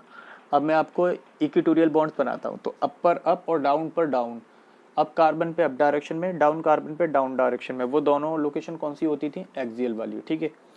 अब देखो इक्वेटोरियल बॉन्ड्स कैसे बनाने हैं, है ना। तरीका बताता हूँ। मान लो इस कार्बन पे तुम्हें इक्वेटोरियल बॉन्ड बनाना है, ठीक है। तो इस कार्बन के पड़ोस वाले बॉन्ड्स को छोड़ दो और उसके बराबर वाले बॉन्ड्स को देखो। तो इस कार्बन के लिए पड़ोस वाले बॉन्ड्स कौन कौन से हैं? ये और ये, इनको छोड़ दो और उनसे पड़ोस वाले बॉन्ड देखो। तो इस कार्बन के लिए ये और ये वाला बॉन्ड छोड़ दो, मतलब किसी भी डायरेक्शन में देख लो, या तो इधर वाली साइड या इधर वाली साइड, हर कार्बन के लिए। मान लो मैं इधर से देख लेता हूँ। तो पहला वाला बॉन्ड छोड़ दो, उसके अगला वाला बॉन्ड देखो, ऐसे जा रहा है ये वाला बॉन्ड। तो इसके पैरेलल अगर यहाँ से तुम एक लाइन बना दो तो वो इक्वेटोरियल होगा। इसका जस्ट पड़ोस वाला छोड़ दिया, उसका पड़ोस वाला देखा, इसके पैरेलल एक लाइन बना दो, इसके पैरेलल में एक लाइन बना देता हूँ। तो ये जो लोकेशन होगी इस कार्बन पर कौन सी लोकेशन हो जाएगी? इक्वेटोरियल। या इधर से चल के देख लो, इसका पड़ोस वाला छोड़ दो, उसका नेक्स्ट वाला देखो, तो इसके पैरेलल एक लाइन बना दो। तो इस कार्बन पे जो लोकेशन आएगी वो कौन सी होगी बच्चों? इक्वेटोरियल। अब जैसे मान लो तुम्हें इस कार्बन पे इक्वेटोरियल बॉन्ड बनाना है, इक्वेटोरियल लोकेशन बतानी है कौन सी होगी। तो इसका पड़ोस वाले बॉन्ड छोड़ दो और उनसे पड़ोस वाले देख लो। तो इस कार्बन पे तुम ये वाला छोड़ दो, ये वाला छोड़ दो, किसी भी एक तरफ से चल लो। मान लो मैं इधर से चलता हूँ, ये वाला छोड़ दिया, इसका अगला देख रहा हूँ ये वाला। तो इस कार्बन पे इसके पैरेलल एक लाइन ड्रॉ कर दो, ये मैंने ड्रॉ कर दी। तो ये क्या हो जाएगी? इक्वेटोरियल लोकेशन इस कार्बन के लिए, है ना। या फिर इधर से देख लो, इस कार्बन का पड़ोस वाला बॉन्ड छोड़ दो, उसका पड़ोस वाला देखो, इसका पड़ोस वाला बॉन्ड ये रहा। तो इसके पैरेलल एक लाइन ड्रॉ कर दी, ये और ये। तो ये कौन सी लोकेशन हो गई? इक्वेटोरियल। समझ रहे हो? वरना तो ऐसा है कि ये 4-5 इक्वेटोरियल लोकेशन से आसानी से याद ही हो जाती हैं, खुद ही बना लोगे, पहचानने की जरूरत भी नहीं पड़ेगी, ठीक है। ऐसा करने की फिर भी मैं एक तरीका बता रहा हूँ बेसिक। जैसे इस कार्बन पे तुम्हें इक्वेटोरियल बॉन्ड बनाना है, तो इसका पड़ोस वाला बॉन्ड छोड़ दो, मान लो ये वाला बॉन्ड छोड़ दिया, उसका नेक्स्ट बॉन्ड देखो ये आ रहा है। तो यहाँ इसके पैरेलल एक लाइन बना दो, यहाँ से ये मैंने बना दी, ये आ गई इक्वेटोरियल लोकेशन। यहाँ पे देखो इसका पड़ोस वाला बॉन्ड छोड़ दो, उसका नेक्स्ट देखो ये रहा। तो यहाँ पे एक ऐसे पैरेलल लाइन बना दो इस वाली लाइन के, ये बना दिया, ये आ गई इक्वेटोरियल लोकेशन। 4 इक्वेटोरियल लोकेशंस हो गई, 2 बची इस कार्बन पे, इस कार्बन पे। फिर से वही तरीका, इस वाले कार्बन के लिए पड़ोस वाले बॉन्ड छोड़ दो, उससे नेक्स्ट वाले देख लो। तो मैंने पड़ोस वाला छोड़ दिया, उससे नेक्स्ट वाला बॉन्ड ये रहा, इसके पैरेलल यहाँ से एक लाइन ड्रॉ कर दो। तो ये रही इक्वेटोरियल लोकेशन, है ना, थोड़ी सी तिरछी। अब इसके लिए ये वाले छोड़ दो और नेक्स्ट देख लो। चलो ये वाला देख लेता हूँ। तो यहाँ से एक इसके पैरेलल लाइन ड्रॉ कर दो, ये मैंने कर दी। ये क्या बन गई? Equatorial position. तो देख रहे हो 6 इक्वेटोरियल पोजीशंस आ गई, जाहिर सी बात है, और 6 एक्सियल पोजीशंस आ गई, 6 एक्सियल पोजीशंस आ गई, है ना। तो साइक्लोहेक्सेन में मैं क्या बोल सकता हूँ? हर कार्बन पे 2 हाइड्रोजन होंगे ना, इस पे 2 हाइड्रोजन, इस पे 2 हाइड्रोजन, तो हर कार्बन पे 2 हाइड्रोजन होंगे, उसमें से एक कार्बन एक्सियल पे होगा और एक कार्बन इक्वेटोरियल पे होगा। देखो यहाँ पे हाइड्रोजन ही तो लगा होगा इक्वेटोरियल पोजीशन पे इस पे, तो और एक इधर एक्सियल भी आ रहा था। तो क्या बोल सकता हूँ कि साइक्लोहेक्सेन में टोटल 12 कार्बन होते हैं, जिसमें 6 एक्सियल होते हैं और 6 इक्वेटोरियल होते हैं चेयर फॉर्म में। ठीक है, अब मैं कंबाइंड डायग्राम बना देता हूँ जिसमें हम मिलाकर एक्सियल और इक्वेटोरियल, अब मैं इसी में एक्सियल बना देता हूँ तो कंबाइंड डायग्राम हो जाएगा। समझ के इक्वेटोरियल कैसे बनानी है, तो ये याद ही हो जाएंगी कैसे इक्वेटोरियल बनानी है। अब मैं यहीं पे एक्सियल लोकेशंस बना देता हूँ हर कार्बन पे। तो अप पर अप, ये अप वाला कार्बन है तो अप पर अप एक्सियल, तो ये मैंने इस पे एक्सियल बना दी।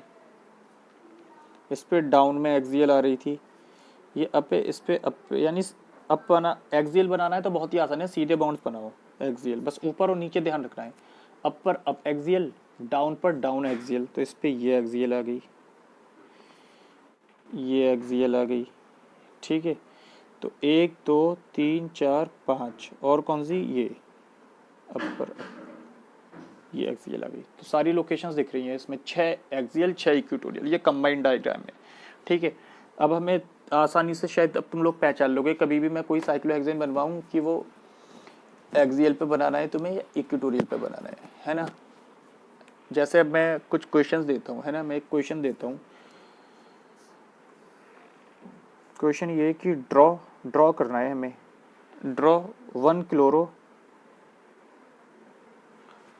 क्लोरो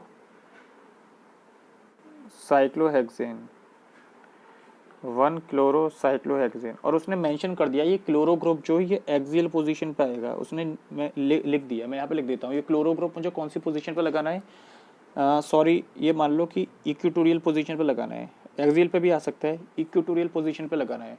1 क्लोरो साइक्लोहेक्सेन का चेयर फॉर्म बनानी है। तो पहले तो कुछ नहीं, पहले तो तुम अपनी नॉर्मल चेयर फॉर्म बना लिया करो। पहले तो बच्चों तुम नॉर्मल क्या बना लो, अपनी चेयर फॉर्म बना ली, चेयर फॉर्म सही है। अब 1 क्लोरो, अब किसी भी कार्बन को 1 मान लो, क्या फर्क पड़ता है, उस पर एक हाइड्रोजन की जगह क्लोरीन लगा दो, और वो क्लोरीन कौन सी लोकेशन पे आएगा बच्चों, वो क्लोरीन कौन सी, इक्वेटोरियल लोकेशन पे। तो मान लो ये वाले कार्बन को 1 मान लो, किसी भी कार्बन को 1 मान सकते हो, है ना, इसको 1 मान लो, इस पर क्लोरो ग्रुप लगा दो एक हाइड्रोजन लगा के, और वो क्लोरो कौन सी पोजीशन पे लगाओगे, इक्वेटोरियल पे। तो ये इस पे इक्वेटोरियल पोजीशन देखो ये थी, है ना, मुझे याद है कैसे पता है, पड़ोस वाले बॉन्ड छोड़ो, उसके पड़ोस वाले के पैरेलल बना दो, तो इस कार्बन पे इक्वेटोरियल पोजीशन ये आती है, बना दी। अब बना दी इक्वेटोरियल पोजीशन, इस पे क्लोरीन ग्रुप लगा दो, ये हो गया 1 क्लोरो साइक्लोहेक्सेन। अब बाकी जगह हाइड्रोजन होंगे तो वो दिखा नहीं रहा, हाइड्रोजन ही तो है, जो सब्स्टिट्यूटेड ग्रुप है बस वो दिखा दिया। तो ये किसका स्ट्रक्चर हो गया, 1 क्लोरो साइक्लोहेक्सेन। पहले वाले कार्बन पे क्लोरीन लग रहा है, बाकी साइक्लोहेक्सेन है, 1 क्लोरो साइक्लोहेक्सेन। और सवाल में मेंशन कर रखा था कि क्लोरीन इक्वेटोरियल पोजीशन में लगाना है, तो मैंने वही लगाया है ना। जैसे मान लो अगर मुझे इसका स्ट्रक्चर ड्रॉ करने को आ जाए, 1,2 dimethyl, 1,2 dimethyl cyclohexane, 1,2 dimethyl cyclohexane, 1,2 dimethyl cyclohexane का स्ट्रक्चर ड्रॉ करने को आ जाए, और उसने क्वेश्चन में मेंशन कर दिया है कि दोनों ही मिथाइल ग्रुप एक्सियल पोजीशंस पे होने चाहिए, कोई दिक्कत नहीं, उसने तो सब कुछ बता ही दिया। अब बस आपको क्या करना है, साइक्लोहेक्सेन बनाओ। अब ये 1 मान लो, इसे 2 मान लो, लगातार लगाने ना 1 2, अब 2 मिथाइल ग्रुप लगाने और दोनों ही एक्सियल पोजीशन पे। तो इस पे ये एक्सियल पोजीशन हो गई, ये लगा दिया CH3, इस पे ये एक्सियल पोजीशन हो गई, ये लगा दिया CH3। तो 1,2 डाईमिथाइल साइक्लोहेक्सेन, ये उसका स्ट्रक्चर बन गया। ठीक है, क्वेश्चन में मेंशन कर रखा है कि एक्सियल पे लगाना है, तो मैं दोनों ही कार्बन पे एक्सियल पोजीशन पे लगाया है। मान लो क्वेश्चन ये हो कि 1,3 डाईमिथाइल साइक्लोहेक्सेन, 1,3 डाईमिथाइल साइक्लोहेक्सेन, इसका स्ट्रक्चर बनाना है, 1,3 डाईमिथाइल साइक्लोहेक्सेन, और बोला है कि दोनों ही मिथाइल ग्रुप इक्वेटोरियल पोजीशन पे होने चाहिए, कोई दिक्कत नहीं।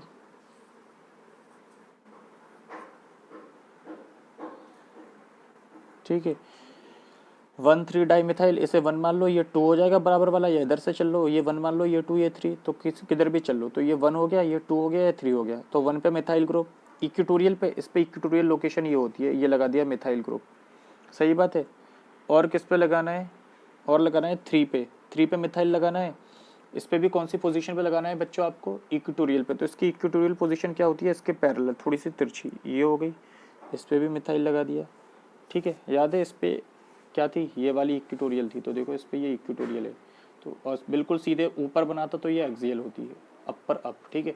तो 1,3 डाइमेथाइल साइक्लोहेक्सेन ये बन गया, ठीक है। और क्या क्वेश्चन में आ सकता है, एक ऐसा स्ट्रक्चर भी आ सकता है, मान लो ये आ जाए 1 2 3 4 5 6 हेक्साक्लोरो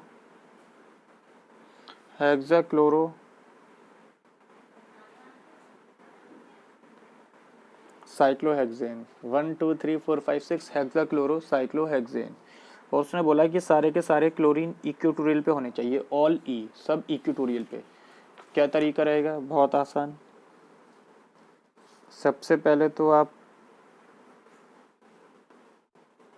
चेयर फॉर्म बना लो, ये बना ली। अब 1 2 3 4 5 6 सब पर क्लोरीन लगा दो, कौन सी पोजीशन पे, इक्वेटोरियल पे। इस पे इक्वेटोरियल ये होती थी, इस पे इक्वेटोरियल ये होती थी, इस पे इक्वेटोरियल ये होती थी, और इस पे इक्वेटोरियल ये थी, इस पे इक्वेटोरियल पोजीशन ये, इस पे इक्वेटोरियल पोजीशन ये बन गया हमारा 1 2 3 4 5 6 हेक्साक्लोरो साइक्लोहेक्सेन। ठीक है, समझ के कैसे इक्वेटोरियल पोजीशन बनाना मैंने आपको सिखा दिया है। वो या तो डायरेक्ट तरीका की वो पैरेलल लाइन करके जो बनाते हैं, या ये याद ही हो जाती हैं 6 लोकेशंस हैं, है ना। तो ये आपकी इक्वेटोरियल पोजीशंस हैं। जितने भी वर्टिकल पोजीशंस होती हैं आपकी बिल्कुल सीधी, वो एक्सियल पोजीशंस होती हैं। ठीक है, तो ये इक्वेटोरियल और एक्सियल पहचानने का तरीका है किसमें, चेयर फॉर्म में, है ना, चेयर फॉर्म में। अब इस पे कुछ सवाल बच्चों ऐसे आ सकते हैं कि ड्रॉ द मोस्ट स्टेबल कन्फर्मर, इस टाइप के सवाल आ सकते हैं, है ना, कि मोस्ट स्टेबल कन्फर्मर बना दो, मोस्ट स्टेबल कन्फर्मर बना दो। तो ज़रा हम अगला कुछ क्वेश्चंस देखते हैं इस पे। क्वेश्चन क्या है, देखो क्वेश्चन ये है कि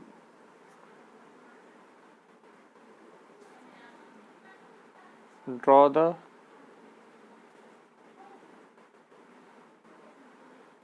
मोस्ट स्टेबल फॉर्म ऑफ, हमें इनकी मोस्ट स्टेबल फॉर्म बनानी है किस किस की। तो उसमें पहला क्वेश्चन है 1 2 डाइमिथाइल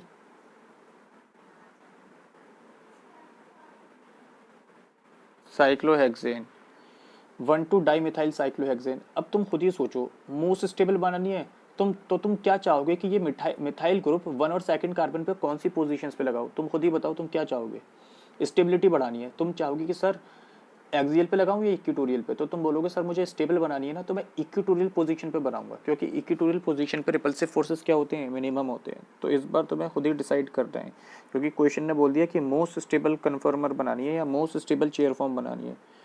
तो 1 2 डाइमिथाइल, तो पहले वाले कार्बन पे भी इक्वेटोरियल पे लगा दो और दूसरे वाले कार्बन पर भी इक्वेटोरियल पे लगा दो। तो 1 2 डाइमिथाइल साइक्लोहेक्सेन, है ना। मोस्ट स्टेबल फॉर्म मतलब तुम क्या करोगे, सारे ग्रुप्स को या ज़्यादा से ज़्यादा ग्रुप्स को जो भी पॉसिबल है कौन सी पोजीशन पे लगाओगे, इक्वेटोरियल पे। तो यहाँ पे तुमने दोनों ही मिथाइल ग्रुप कौन सी पोजीशन पे लगा दिए, इक्वेटोरियल पोजीशन पे। ठीक है, मोस्ट स्टेबल में तुम्हें खुद ही डिसाइड करना है ना, इक्वेटोरियल पे लगाओगे। मान लो तुम्हें बनाना है मोस्ट स्टेबल 135 ट्राइक्लोरोसाइक्लोहेक्सेन, 135 ट्राइक्लोरो साइक्लोहेक्सेन। ठीक है, 135 ट्राइक्लोरो साइक्लोहेक्सेन। ठीक है, ट्राई करो तुम इसका स्ट्रक्चर बनाना।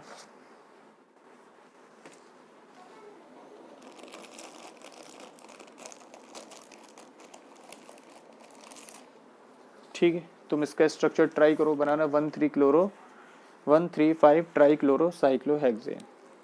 ठीक है, तो तुम क्या चाहोगे, तुम तीनों ही क्लोरीन ग्रुप, तुम क्या चाहोगे कि तुम तीनों ही क्लोरीन ग्रुप बच्चों कौन सी पोजीशन पे लगाओ, इक्वेटोरियल पोजीशन पे, तभी तो मोस्ट स्टेबल कन्फर्मर बनेगा। तो कुछ नहीं, सिंपली जो है तुम इक्वेटोरियल पोजीशन पे इन ग्रुप्स को लगा दो। ठीक है, 135 ट्राइक्लोरो साइक्लोहेक्सेन। ठीक है,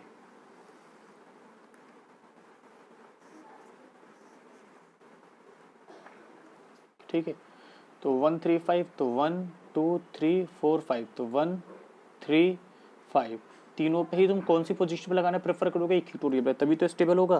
तो इस पे लगा दिया क्लोरीन, एक इस पे लगा दिया क्लोरीन, एक इस पे लगा दिया क्लोरीन, तो 135 ट्राई क्लोरो साइक्लोहेक्सेन, है ना। मोस्ट स्टेबल चेयर फॉर्म बनाने की बात आए तो तुम्हें ग्रुप्स कौन सी पोजीशन पे लगाने हैं बच्चों, इक्वेटोरियल पोजीशंस पे, है ना। पहले से ही तुम्हें पता होना चाहिए इक्वेटोरियल पोजीशन पे, ठीक है।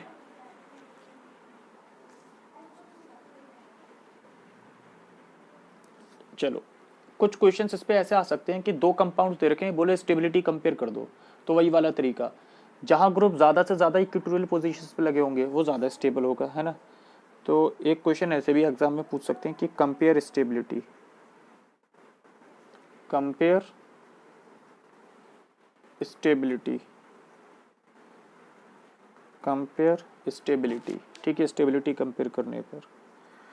तो एक क्वेश्चन तो ये,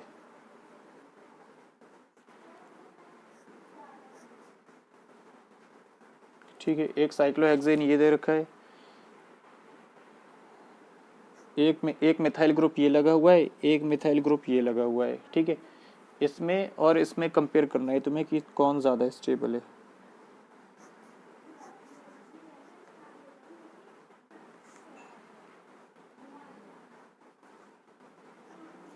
इन दोनों कंपाउंड्स में यहाँ भी दो मिथाइल ग्रुप, यहाँ भी दो मिथाइल ग्रुप, बताओ कौन ज़्यादा स्टेबल है। अब देखो ये कौन सी पोजीशन पे लगा हुआ है मिथाइल ग्रुप, इक्वेटोरियल पे, ये एक्सियल पे, ये एक्सियल पे, ये एक्सियल पे, यहाँ पे दोनों ही एक्सियल पे हैं, यहाँ पे एक एक्सियल पे एक इक्वेटोरियल पे, तो ये वाला ज़्यादा स्टेबल हो जाएगा क्योंकि यहाँ पे कम से कम एक तो इक्वेटोरियल पोजीशन पे, और इक्वेटोरियल पोजीशन पे रिपल्सिव फोर्सेस कम होते हैं, तो इस वजह से ये ज़्यादा स्टेबल है, ठीक है।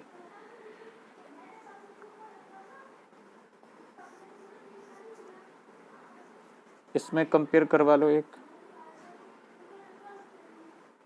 इथाइल ग्रुप लगा हुआ है, इथाइल ग्रुप, ठीक है, इथाइल ग्रुप,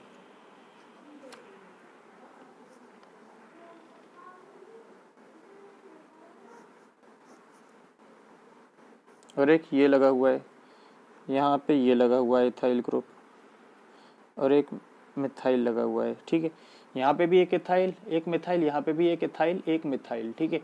यहाँ पे देखो ये इक्वेटोरियल पे, ये एक्सियल पे, ये एक्सियल पे, ये इक्वेटोरियल पे, अब दोनों ही लोकेशन इक्वल है, यहाँ पे भी एक एक्सियल एक इक्वेटोरियल, यहाँ पे भी एक एक्सियल एक इक्वेटोरियल, लेकिन बल्कियर ग्रुप कौन सा है, इथाइल ग्रुप ज़्यादा बड़ा है ना, तो मैं क्या चाहूँगा बल्कियर ग्रुप इक्वेटोरियल पोजीशन पे आना चाहिए, तो यहाँ पे bulkier group ethyl group equatorial पे, यहाँ पे बल्कियर ग्रुप एक्सियल पोजीशन पे, तो ये ज़्यादा स्टेबल होगा क्योंकि यहाँ पे बड़ा जो ज़्यादा बड़ा ग्रुप है वो इक्वेटोरियल पे आ रहा है, ठीक है।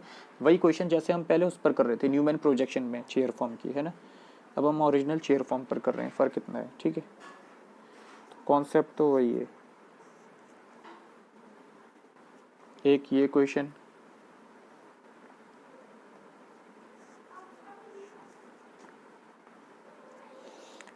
ठीक है, तो एक यहाँ मिथाइल ग्रुप लगा हुआ है, एक यहाँ मिथाइल ग्रुप लगा हुआ है, और एक यहाँ इथाइल ग्रुप लगा हुआ है, ठीक है। तीन ग्रुप लगे हुए हैं देखो यहाँ पे, मिथाइल मिथाइल इथाइल, ठीक है। इस साइक्लोहेक्सेन में देखो इसमें क्या कर रखा है उन्होंने, एक यहाँ ग्रुप लगा हुआ है, एक यहाँ ग्रुप लगा हुआ है, और एक यहाँ ग्रुप लगा हुआ है, ठीक है। अब देखो ये कौन सी position, equatorial equatorial equatorial, axial equatorial axial, तो ये ज़्यादा स्टेबल होगा क्योंकि यहाँ पे तीनों ही ग्रुप कौन सी पोजीशन पे आ रहे हैं, इक्वेटोरियल पे, ज़्यादा नंबर ऑफ इक्वेटोरियल पोजीशंस हैं, बस खत्म बात। तो इसकी स्टेबिलिटी क्या होगी, ज़्यादा होगी, इसकी स्टेबिलिटी क्या होगी बच्चों, ज़्यादा होगी, ठीक है। बस ऐसे ही कुछ सवाल आपको स्टेबिलिटी पे करने को आ सकते हैं, है ना। बहुत आसान कॉन्सेप्ट है। क्या ढूंढ लो, जिस पे ज़्यादा से ज़्यादा ग्रुप इक्वेटोरियल पोजीशंस पे लगे हों, है ना। अगर दोनों ही केस में नंबर ऑफ ग्रुप्स जो इक्वेटोरियल पोजीशन पे लगे हुए वो इक्वल आ जाएं, फिर वहाँ पे आप ये देख लो कि बल्कियर ग्रुप किस में इक्वेटोरियल पोजीशन पे लगा हुआ है, वो आपकी ज़्यादा स्टेबिलिटी हो जाएगी उस कंपाउंड की, ठीक है। तो ये क्वेश्चन करने का तरीका है। अब हम देख लेते हैं इसमें ज्योमेट्रिकल आइसोमेरिज्म कैसे पहचानेंगे, है ना। ज्योमेट्रिकल आइसोमेरिज्म कैसे पहचानेंगे चेयर फॉर्म में, तो ज्योमेट्रिकल आइसोमेरिज्म पहचानने का तरीका क्या है चेयर फॉर्म में,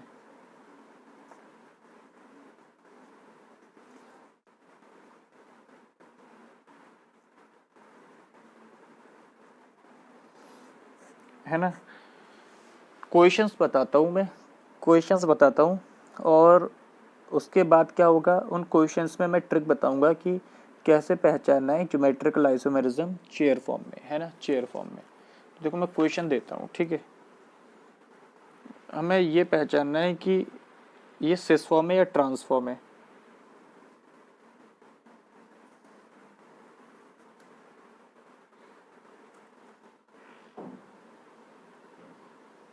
ठीक है, एक कंपाउंड ये दे रखा है, इसमें यहाँ एक ग्रुप लगा हुआ है और एक ग्रुप यहाँ लगा हुआ है, ठीक है। तो मैं ये बताना है ये सिस ये है क्या 1,3 डाई मिथाइल साइक्लोहेक्सेन, है ना। तो मैं ये बताना है ये सिस फॉर्म है या ट्रांसफॉर्म है, ठीक है। और एक कंपाउंड ये दे रखा है, एक कंपाउंड यहीं पे ये दे रखा है,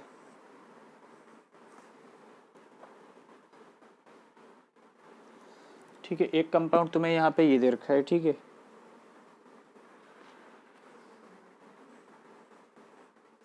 ठीक है, तो तुम्हें क्या करना होगा ज्योमेट्रिकल आइसोमेरिज्म के क्वेश्चंस में ये पहचानना होगा ये सिस फॉर्म है या ट्रांस फॉर्म है चेयर फॉर्म के अंदर। तो बताओ ये सिस है या ट्रांस, या फिर ये सिस है या ट्रांस, इन दोनों में से कौन सा सिस है कौन सा ट्रांस है, ये पहचानना है। देखो तरीका क्या रहेगा, बहुत आसान तरीका है, मैं ट्रिक बताता हूँ। काउंटिंग करना शुरू करो उस साइड से जहाँ पे छोटी नंबरिंग से तुम सारे ग्रुप्स कवर कर लो, है ना। वैसे तो कहीं से भी कर सकते हो नंबरिंग, लेकिन मैं क्या प्रेफरेंस दूंगा कि उधर से काउंट करना शुरू करो जहाँ से तुम जल्दी दोनों ग्रुप्स को कवर कर लो जो लगे हुए हैं। मान लो मैं इधर से चलता हूँ या इधर से चल लो, तो इधर से चलूंगा तो 1 2 3 जल्दी कवर हो जाएगा, उधर से जाऊंगा तो 2 3 4 5 तो ज़्यादा लंबा। किधर से भी चल दो या इधर से चल दो 1 2 3, तो नंबरिंग कर लो पहले 1 2 3, है ना। तो 1 पे कौन सी पोजीशन आ रही है, इक्वेटोरियल पोजीशन पे लगा हुआ है। 3 पे एक्सियल पे लगा हुआ है, सही बात है, 3 पे एक्सियल पे लगा हुआ है। तो ऐसे लिख लो 1 पे इक्वेटोरियल और 1 पे इक्वेटोरियल और 3 पे एक्सियल। सबसे पहले तो जो ग्रुप्स लगे उनको नंबरिंग, उनकी लोकेशन लिख लो इक्वेटोरियल या एक्सियल, और फिर नंबरिंग कर लो इस तरह से जहाँ पे शॉर्टेस्ट मतलब सबसे कम नंबर्स पढ़ रहे हो इस तरह से, है ना। स्मॉलेस्ट नंबर्स में तुम ग्रुप्स को कवर कर रहे हो, तो 1 2 3, तो 1 पे इक्वेटोरियल 3 पे एक्सियल। अब देखो दोनों ही लोकेशंस डिफरेंट हैं, दोनों ही लोकेशंस डिफरेंट है, एक इक्वेटोरियल एक एक्सियल है। तो अगर दोनों लोकेशंस डिफरेंट हो या एक एक्सियल एक इक्वेटोरियल हो, ऐसा भी हो, जब दोनों ही लोकेशंस डिफरेंट हो, है ना, दोनों ही लोकेशंस डिफरेंट हो, क्योंकि एक इक्वेटोरियल है एक एक्सियल है, क्या बोल रहा हूँ, एक इक्वेटोरियल एक एक्सियल है, तो दोनों ही लोकेशन अलग अलग हैं। दोनों ही लोकेशंस जब डिफरेंट हो, ठीक है, ऐसे हिंदी में रूल लिख देता हूँ, है ना, आसानी से समझ लो। दोनों ही लोकेशंस जब डिफरेंट हो तो क्या काम करो, उनके नंबर्स का डिफरेंस ले लिया करो उन लोकेशंस के। तो ये 3 है ये 1 है, मतलब स्मॉलेस्ट लार्जेस्ट माइनस स्मॉलेस्ट ही करेंगे, तो 3 - 1, 3 - 1 कितना आ रहा है बच्चों 2, और उसमें फिर 1 ऐड कर दो। कब, जब दोनों ही लोकेशन डिफरेंट हो, तो एक इक्वेटोरियल है एक एक्सियल है, तो उनके नंबर का माइनस कर दो, मतलब 3 - 1 2, और उसमें 1 ऐड कर दो, और उसमें 1 ऐड कर दो, 2 + 1 कितना आ रहा है 3। पहले तो उसमें से दोनों का डिफरेंस ले लो और उसमें 1 ऐड कर दो। अगर दोनों डिफरेंट आ रहे हैं तो करना है ये फॉलो। 3 आ रहा है, अब ये ऑड आ गया तो ट्रांस होगा, ऑड आया, अगर ये नंबर ऑड आया तो ट्रांसफॉर्म, अगर ये नंबर ऑड आया तो कौन सी फॉर्म होगी बच्चों, ट्रांसफॉर्म, ठीक है। जैसे डिफरेंस करा 2 + 1 3, ऑड आ गया तो ये कौन सी फॉर्म है, ट्रांसफॉर्म। और अगर इवन आता तो, और अगर इवन आता तो, इवन आया तो कौन सी फॉर्म होगी बच्चों, ये सिस फॉर्म, समझ रहे हो। तो 3 - 1 2 2, अब क्योंकि ये डिफरेंट है, एक ई है एक ए है, तो 1 ऐड कर दो, तो 2 + 1 3। 3 कैसा नंबर है बच्चों, 3 आपका इवन है ऑड है, बताओ। तो 3 आपका ऑड नंबर है, ठीक है, ऑड नंबर है। तो ऑड पे मैंने क्या लिखा है, ट्रांसफॉर्म। इसका मतलब ये जो साइक्लोहेक्सेन दे रखा है, ये कैसा नेचर है इसका, ट्रांसफॉर्म। तो ये कौन सी फॉर्म है, ट्रांसफॉर्म। ये रूल फॉलो करना है, ठीक है, ये रूल फॉलो करना है ना। अभी इतनी जल्दी क्लियर नहीं होगा, बहुत आसान है ना, लगेगा कि पता नहीं क्या क्या है, लेकिन बहुत आसान है। जैसे यहाँ पे देखो, नंबरिंग कर दो, ये कौन सी पोजीशन एक्सियल, ये भी कौन सी एक्सियल, 1 2 3 4, तो 1 पे एक्सियल एंड सॉरी 1 पे इक्वेटोरियल और 4 पे इक्वेटोरियल। अब दोनों ही सेम आ रहे हैं, दोनों ही लोकेशन सेम है, ये भी इक्वेटोरियल ये भी इक्वेटोरियल, तो अगर दोनों ही लोकेशन सेम आ जाएं तो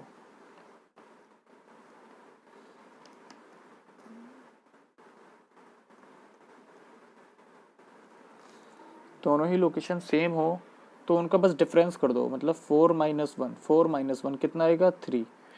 अब इसमें वही लगा लो, ये रूल तो कॉमन ही रहेगा, ये रूल कॉमन रहेगा, है ना।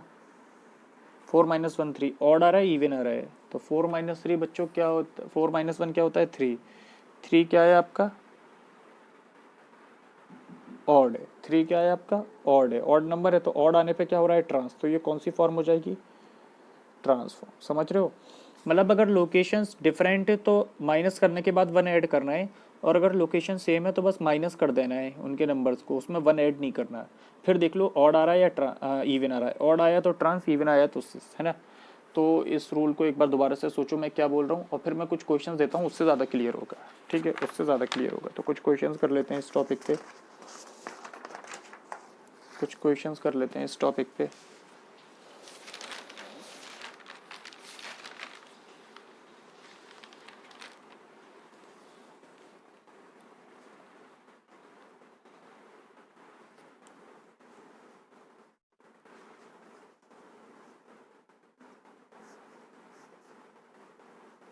ठीक है, ये दे रखा है,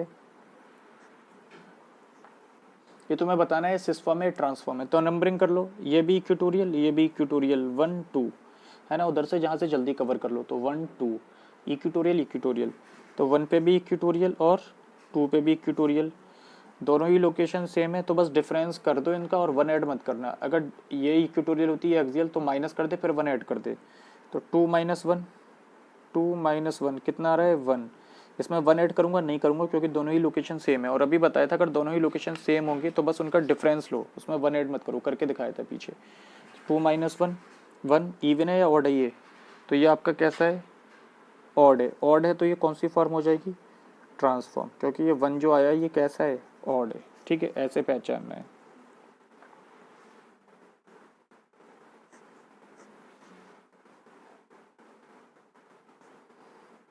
एक यहाँ लगा हुआ है, ठीक है, एक यहाँ लगा हुआ है, ठीक है, ये भी इक्वेटोरियल, ये भी इक्वेटोरियल, काउंट कर लो जहाँ से पास पड़े, तो 1 2 3, तो 1 2 3, तो 1 पे भी इक्वेटोरियल और 3 पे भी इक्वेटोरियल, इधर से भी कर सकते थे 1 2 3, कोई फर्क नहीं है, 1 पे भी इक्वेटोरियल 3 पे भी इक्वेटोरियल, दोनों ही सेम है, सेम है तो बस डिफरेंस ले लो, यानी 3 - 1 2 कैसा आ रहा है इवन आ रहा है, इवन आ रहा है ये, और इवन पे कौन सी फॉर्म होगी बच्चों सिस फॉर्म, तो ये कौन सा फॉर्म हो जाएगी सिस फॉर्म, देख रहे हो निकालने का तरीका, ठीक है।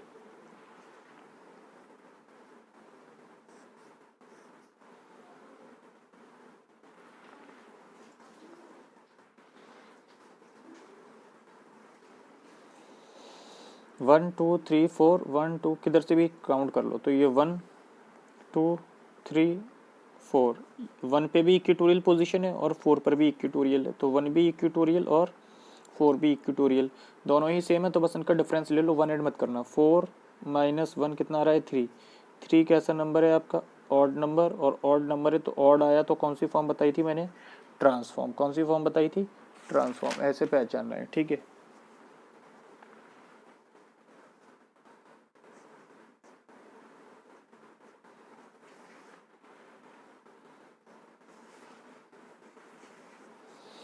ठीक है, 1 2 3 4, ठीक है, 1 पे कौन सी लोकेशन इक्वेटोरियल, 4 पे कौन सी लोकेशन इक्वेटोरियल, ठीक है, तो 1 पे भी इक्वेटोरियल और 4 पे भी इक्वेटोरियल, दोनों ही सेम आ रहे हैं तो बस डिफरेंस ले लो, 1 प्लस मत करना बाद में, तो 4 - 1 3, अगर डिफरेंट होंगी दोनों लोकेशंस, एक ई ए या एक ए हो तो 1 ऐड करते हैं बाद में।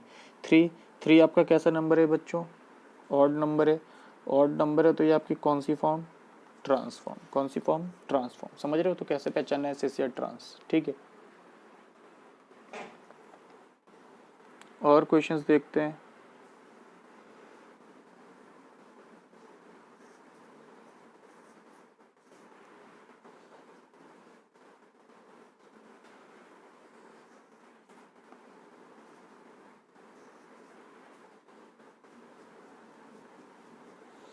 दो मिक्स कर दिए, ठीक है, एक ग्रुप यहाँ लगा रखा है, ठीक है, और एक ग्रुप इन्होंने लगा रखा है इस जगह पे, ठीक है, कोई दिक्कत नहीं, काउंटिंग कर लो जिधर से ये ग्रुप कवर हो जाएं।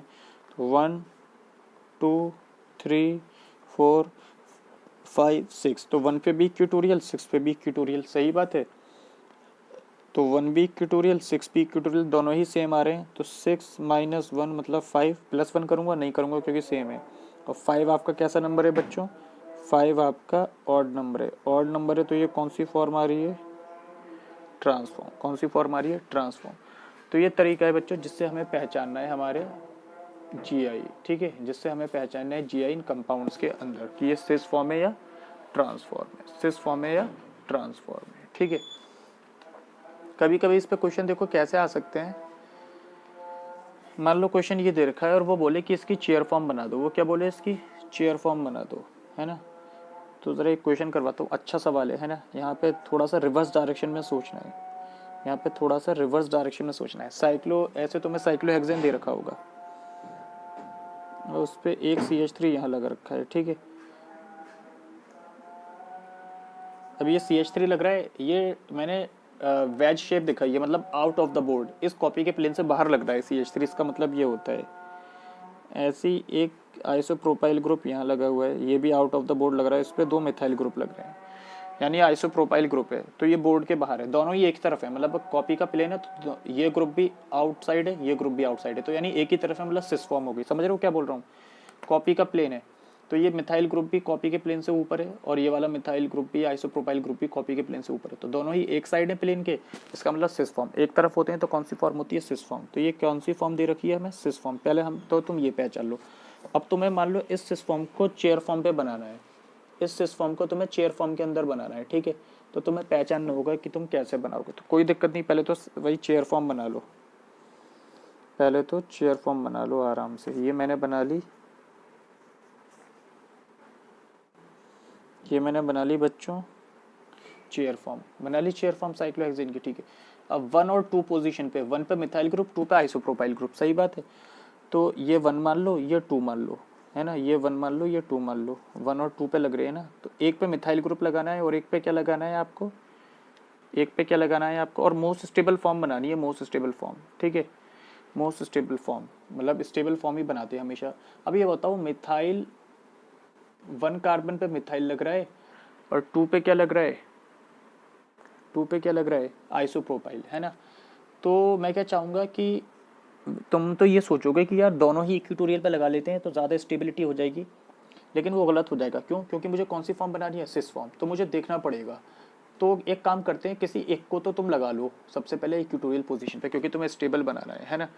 इन दोनों में बल्कियर ग्रुप कौन सा है? आइसोप्रोपाइल वाला ज़्यादा बल्कियर है, तो तुम इसे इक्वेटोरियल पे लगा लो, फायदा है ना। तुम क्या चाहोगे कि बड़ा ग्रुप इक्वेटोरियल पे होना चाहिए, तो ये आइसोप्रोपाइल ग्रुप, ये वाला ग्रुप तुमने इधर लगा लिया इक्वेटोरियल पे। अब इसकी रिस्पेक्ट में अब तुम्हें डिसाइड करना पड़ेगा कि इस वाले कार्बन पे ये इक्वेटोरियल पे आएगा या एक्सियल पे आएगा, मिथाइल ग्रुप, है ना। कैसे डिसाइड करोगे? तुम्हें सिस फॉर्म लानी है, ठीक है। चलो एक काम करता हूँ, मैं पहले ही सही आंसर से कर देता हूँ, मैं डायरेक्ट मिथाइल ग्रुप को एक्सियल पे लगा देता हूँ। सर आपने एक्सियल पे क्यों लगाया? एक्चुअली तुम्हें करके देखना पड़ेगा कि एक्सियल पे लगाऊँ या इक्वेटोरियल पे। पहले एक्सियल पे लगा के देख लो। अब देख लो सिस या ट्रांसफॉर्म है, तो 1 पे इक्वेटोरियल, 2 पे एक्सियल, तो इसे ऐसे लिख लो 1 पे इक्वेटोरियल, 2 पे एक्सियल, दोनों ही डिफरेंस हैं। तो 2 - 1 करो, कितना आ गया? 1, और फिर 1 ऐड कर दो क्योंकि डिफरेंट लोकेशंस आ रही हैं। 1 + 1 2। इवन है या ऑड है? ये इवन है। इवन है तो ये कौन सी फॉर्म हो गई बच्चों? Cis form. आगे सही आंसर, मुझे सिस ही तो बनानी है। हाँ, तो हमेशा क्या तरीका रहेगा ऐसे सवालों को करने का? बल्कियर ग्रुप जो वो पहले इक्वेटोरियल पोजीशंस पे लगा लो, है ना। अब उसके रिस्पेक्ट में बाकी ग्रुप्स की पोजीशन डिसाइड कर लो। अब मान लो अगर मैंने इसको कहाँ पे लगाया होता, इसको इक्वेटोरियल पे लगा दिया तो इसको भी ये लगा दिया इक्वेटोरियल पे, तो अब मैं क्या काम करूँगा करके दिखाता हूँ। 1 पे भी इक्वेटोरियल और 2 पर भी इक्वेटोरियल, दोनों ही सेम है, तो 2 - 1 कितना आ रहा है? 1। इसमें 1 ऐड करूँगा? नहीं करूँगा क्योंकि सेम है। और 1 कैसा नंबर है आपका? Odd number. ऑड नंबर है तो ये कौन सी फॉर्म आ जाती? ट्रांसफॉर्म। ट्रांसफॉर्म आ जाती। और मुझे तो सिस बनानी है तो इसलिए मैंने यहाँ बनाया है। तो इसमें रिवर्स डायरेक्शन में सोचना है, तो दोनों ही करके देखने पड़ेंगे, ठीक है। दोनों ही करके देखने पड़ेंगे आपको, तो ऐसे ही स्टडी करना है इन क्वेश्चंस को, ठीक है। एक और क्वेश्चन देख लेते हैं।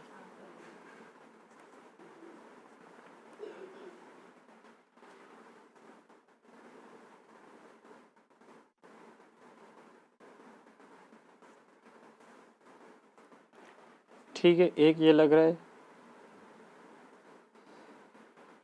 एक ये लग रहा है मिथाइल ग्रुप, ये आउट ऑफ द बोर्ड है, ये इनटू द बोर्ड है, ठीक है। और एक ये लग रहा है, ये आउट ऑफ द बोर्ड लग रहा है, ठीक है, मिथाइल ग्रुप। मैं क्या बोल सकता हूँ, ये और ये दोनों तो एक दूसरे के रिस्पेक्ट में सिस हैं, समझ रहे हो क्या बोल सकता हूँ कि ये और दोनों और ये वाले तो एक दूसरे के रिस्पेक्ट में सिस हैं, लेकिन ये और ये एक दूसरे के रिस्पेक्ट में क्या है, ट्रांस है, क्योंकि ये दोनों एक ही साइड है और ये दोनों अपोजिट साइड है, ये into the board into the page है, या आउट ऑफ द पेज है, समझ रहे हो। चलो इसका क्या बनाना है, हमें मोस्ट स्टेबल कन्फर्मर बनाना है साइक्लोहेक्सेन, ठीक है। तो पहले साइक्लोहेक्सेन बना लिया, देखो क्या तरीका रहेगा, ठीक है।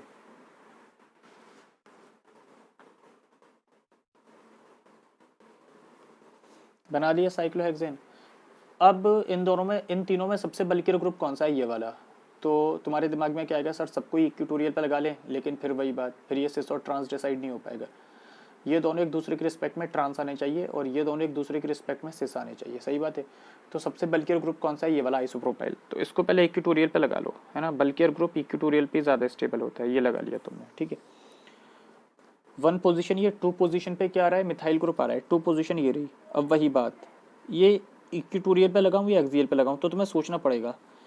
पहले इक्विटोरियल, पहले एक्सियल पे चेक कर लो, फिर इक्विटोरियल पे, ऐसे कर सकते हो। तो मुझे डायरेक्ट पता है, तो इसलिए मैं डायरेक्ट बना रहा हूँ, तो मैं एक्चुअली चेक ही करना पड़ेगा। मैंने इक्विटोरियल पे लगा दिया, ये मिथाइल ग्रुप लगा दिया। ये दोनों एक दूसरे के कौन सी फॉर्म पे हैं, अपोजिट साइड है, मतलब ट्रांस है, ट्रांस आना चाहिए। देख लेते हैं ट्रांस आ रहा है, 1 2 3 और 4 पे भी, क्योंकि मिथाइल लगाना है। 1 पे इक्विटोरियल, 2 पे इक्विटोरियल, यानी 1 इक्विटोरियल एंड 2 इक्विटोरियल, ठीक है। 2 माइनस 1, 1 ऐड करूँगा, नहीं करूँगा, क्यों, क्योंकि ये सेम है, ठीक है। 1 कैसा नंबर है, ऑड नंबर, ऑड नंबर है, तो ये कौन सी फॉर्म, ट्रांसफॉर्म, ट्रांस आ गया, और बाकी में एक दूसरे के लिए क्या है, ट्रांस है, तो ऐसे डिसाइड कर लिया, है ना। अब 4th पे मुझे मिथाइल ग्रुप लगाना है, तो 2 ऑप्शन है, या तो एक्सियल लगा दूँ या इक्विटोरियल लगा दूँ।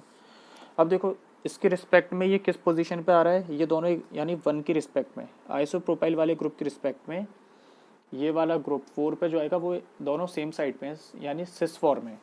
तो अब देखना पड़ेगा मुझे कि मैं एक्सियल पे लगा के सिस बनाऊंगा इस 1 के रिस्पेक्ट में, या इक्विटोरियल पे लगा के सिस बनाऊंगा, ठीक है। तो मैं एक्सियल पे लगा देता हूँ, चेक कर लेते हैं। यहाँ पे मैंने मिथाइल ग्रुप लगा दिया। अब देखो 1 पे इक्विटोरियल और 4 पे एक्सियल, मैंने अपनी तरफ से पहले एक्सियल पे लगा दिया। तो 1 पे इक्विटोरियल और 4 पे एक्सियल, सही है। 4 माइनस 1 क्या आ रहा है, 3 आ रहा है, डिफरेंट है, +1 भी करना पड़ेगा, कितना आ गया, 4। 4 कैसा नंबर है आपका, इवन नंबर, इवन नंबर है, तो ये कौन सी फॉर्म हो जाएगी, सिस फॉर्म। और वाकई में ये वाला ग्रुप और ये वाला ग्रुप एक दूसरे के साथ कैसी फॉर्म पे थे बच्चों, सिस फॉर्म पे। तो ये और ये ग्रुप एक दूसरे के साथ कौन सी फॉर्म पे आ गए, सिस फॉर्म पे। तो हमारा आंसर क्या हो गया, सही हो गया, ठीक है। तो ये थोड़े अच्छे क्वेश्चन है, इसमें क्या करना होता है, रिवर्स डायरेक्शन में थोड़ा सा सोचना होता है, थोड़ा सा रिवर्स डायरेक्शन में सोचना होता है, ठीक है। अब एक क्वेश्चन मैं आपके लिए दे रहा हूँ, उसको मैं करवाऊंगा नहीं, अगर जब आप लेक्चर देखो तो आप ट्राई करना, उसको बनाकर भेजो, ठीक है। तो एक क्वेश्चन ये, इसका मोस्ट स्टेबल कन्फर्मर बनाना है, ठीक है। उसमें क्या काम करना है, एक कार्बन बीच वाला मैंने एक हाइड्रोजन से सब्स्टिट्यूट कर दिया, बस इतना फ़र्क है, ठीक है।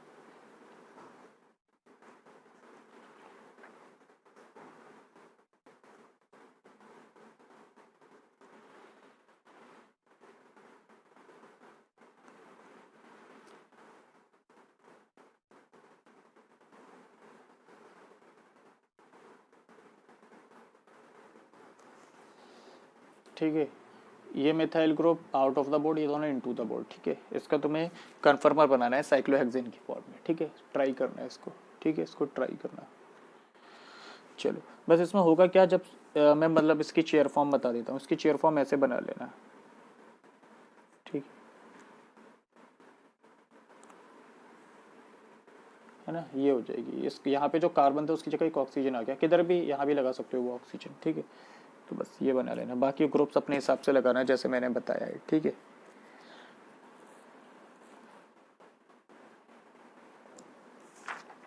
इस पे एक कैटेगरी और है बच्चों क्वेश्चंस की, वो मैं बता देता हूँ।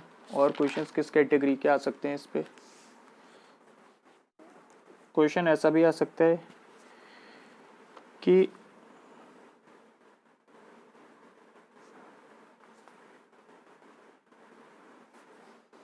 विच is more stable in 1,2 dimethyl cyclohexane. 1,2 dimethyl cyclohexane में कौन सी फॉर्म ज़्यादा स्टेबल होगी? Which is more stable in 1,2 dimethyl cyclohexane? Cis form या ट्रांसफॉर्म? ये बनाना है, ये बताना है तुम्हें कि 1,2 डाईमिथाइल साइक्लोहेक्सेन की सिस फॉर्म ज़्यादा स्टेबल होती है या ट्रांसफॉर्म। कुछ नहीं, क्या काम करो, पहले बना इनकी सिस फॉर्म बना लो और ट्रांसफॉर्म बना लो, है ना। तो 1,2 डाईमिथाइल साइक्लोहेक्सेन,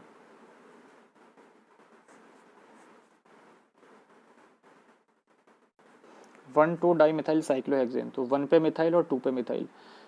अब दोनों एक दूसरे के रिस्पेक्ट में सिस आनी चाहिए, है ना। तो क्या काम करो भाई, मान लो किसी एक को किसी भी पोजीशन पर लगा लो, मैं इक्विटोरियल पे प्रेफर करता हूँ, तो पहला मिथाइल ग्रुप इक्विटोरियल पे लगा लिया, 1,2 डाईमिथाइल। पहले मुझे सिस फॉर्म बनानी है, अब तुम्हें दूसरा वाला एक्सियल पे लगाना पड़ेगा, तभी एक दूसरे के रिस्पेक्ट में सिस बनेगा। सर कैसे पता, करके देख लो।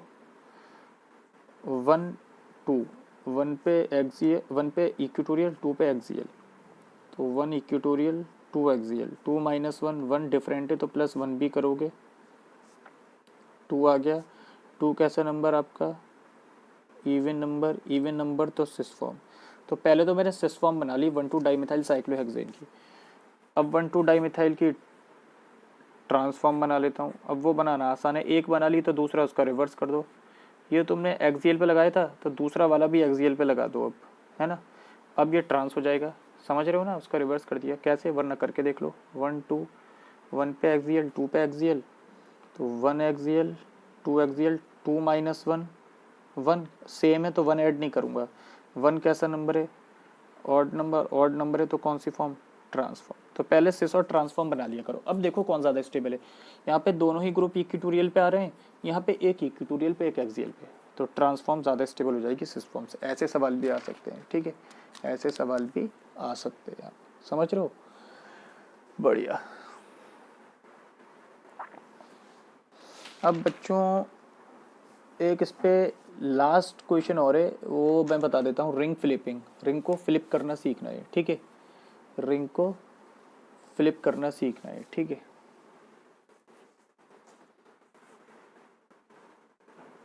रिंग फ्लिप क्या होती है? रिंग फ्लिपिंग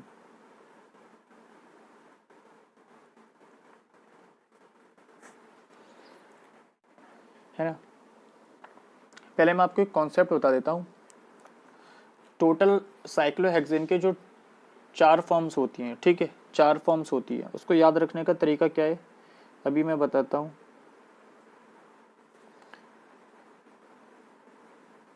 अभी हमने सिर्फ चेयर फॉर्म पढ़ी है ना, एक्चुअली वही पढ़नी है। सिटी बैंक ऑफ हैदराबाद, ये याद रखने का तरीका है। सिटी बैंक ऑफ हैदराबाद, यहाँ पे इसमें C word important, T word important, B word important और एच वर्ड इम्पोर्टेंट, ठीक है। ये स्टेबिलिटी ऑर्डर है, ये स्टेबिलिटी ऑर्डर है, ये स्टेबिलिटी ऑर्डर है डिफरेंट फॉर्म्स का साइक्लोहेक्सेन की, स्टेबिलिटी ऑर्डर है। सबसे पहले सी यानी चेयर फॉर्म सबसे ज़्यादा स्टेबल होती है सिटी बैंक में, चेयर फॉर्म, तो चेयर फॉर्म सबसे ज़्यादा स्टेबल होती है। उसके बाद क्या आता है? टी आता है। टी कौन सी फॉर्म होती है? Twist board. टी कौन सी फॉर्म होती है बच्चों? ट्विस्ट बोर्ड, ठीक है। तो टी से क्या आता है? Twist board, twist board form. City हो क्या, उसके बाद बैंक। बी से क्या आता है? Boat form, boat form. और हैदराबाद से क्या आता है? Half chair, half chair. तो ये तुम्हें ऑर्डर ध्यान रखना है कि अगर साइक्लोहेक्सेन के डिफरेंट फॉर्म्स की बात करूं तो सबसे ज़्यादा स्टेबल होती है चेयर फॉर्म, सेकंड नंबर पे ट्विस्ट बोर्ड, थर्ड नंबर पे बोट और फोर्थ नंबर पे चेयर फॉर्म, ठीक है। अभी देख लेते हैं ये फॉर्म्स होती क्या क्या हैं, ये फॉर्म्स होती क्या क्या हैं, ठीक है। रिंग फ्लिपिंग से सीखते हैं, रिंग को फ्लिप क्या करते हैं। रिंग फ्लिपिंग का देखो मतलब क्या होता है, हल्का सा आइडिया दे देता हूँ। रिंग फ्लिपिंग का मतलब क्या होता है, फिर डिटेल में देखते हैं। इस रिंग को फ्लिप कर देना यानी इसकी मिरर इमेज बना देना, इसकी मिरर इमेज बना देना, उसी को क्या बोलते हैं? Ring flipping. उसी को क्या बोलते हैं? रिंग फ्लिपिंग, है ना। उसी को क्या बोलते हैं? Ring flipping. मतलब इसकी अगर मैं मिरर इमेज बनाऊं, इसकी अगर मैं मिरर इमेज बनाऊं तो वो कुछ देखने में ऐसी ही तो लगेगी। देखो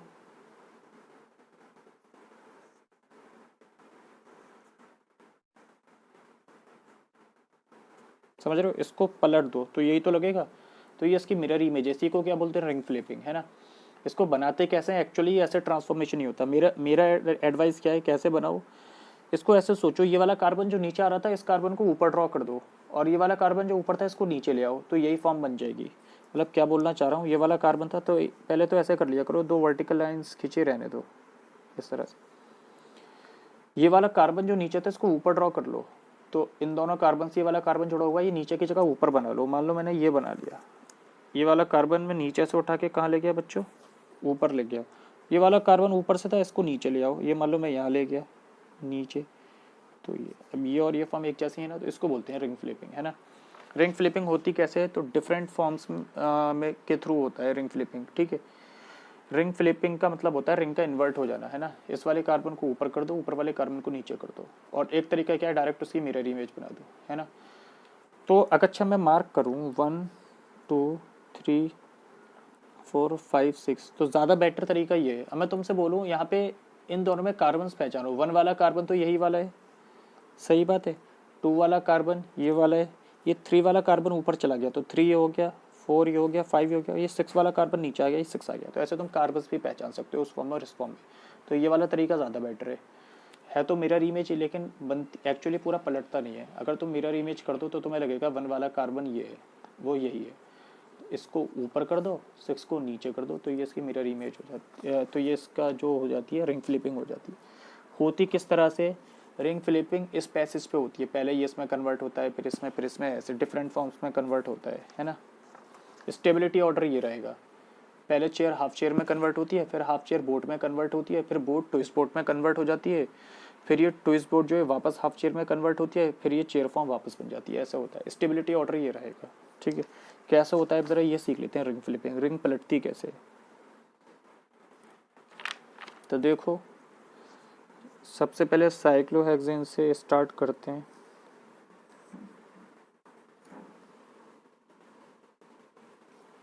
ठीक है, ये क्या है, साइक्लोहेक्सेन है। कौन सी फॉर्म है, ये चेयर फॉर्म है। कौन सी फॉर्म है, चेयर फॉर्म है। क्या काम करो, इसको इधर रोटेट कर दो, इस वाले बॉन्ड को, इस वाले बॉन्ड को इधर रोटेट कर दो थोड़ा सा, तो देखना ये कुछ ऐसे कन्वर्ट हो जाएगा।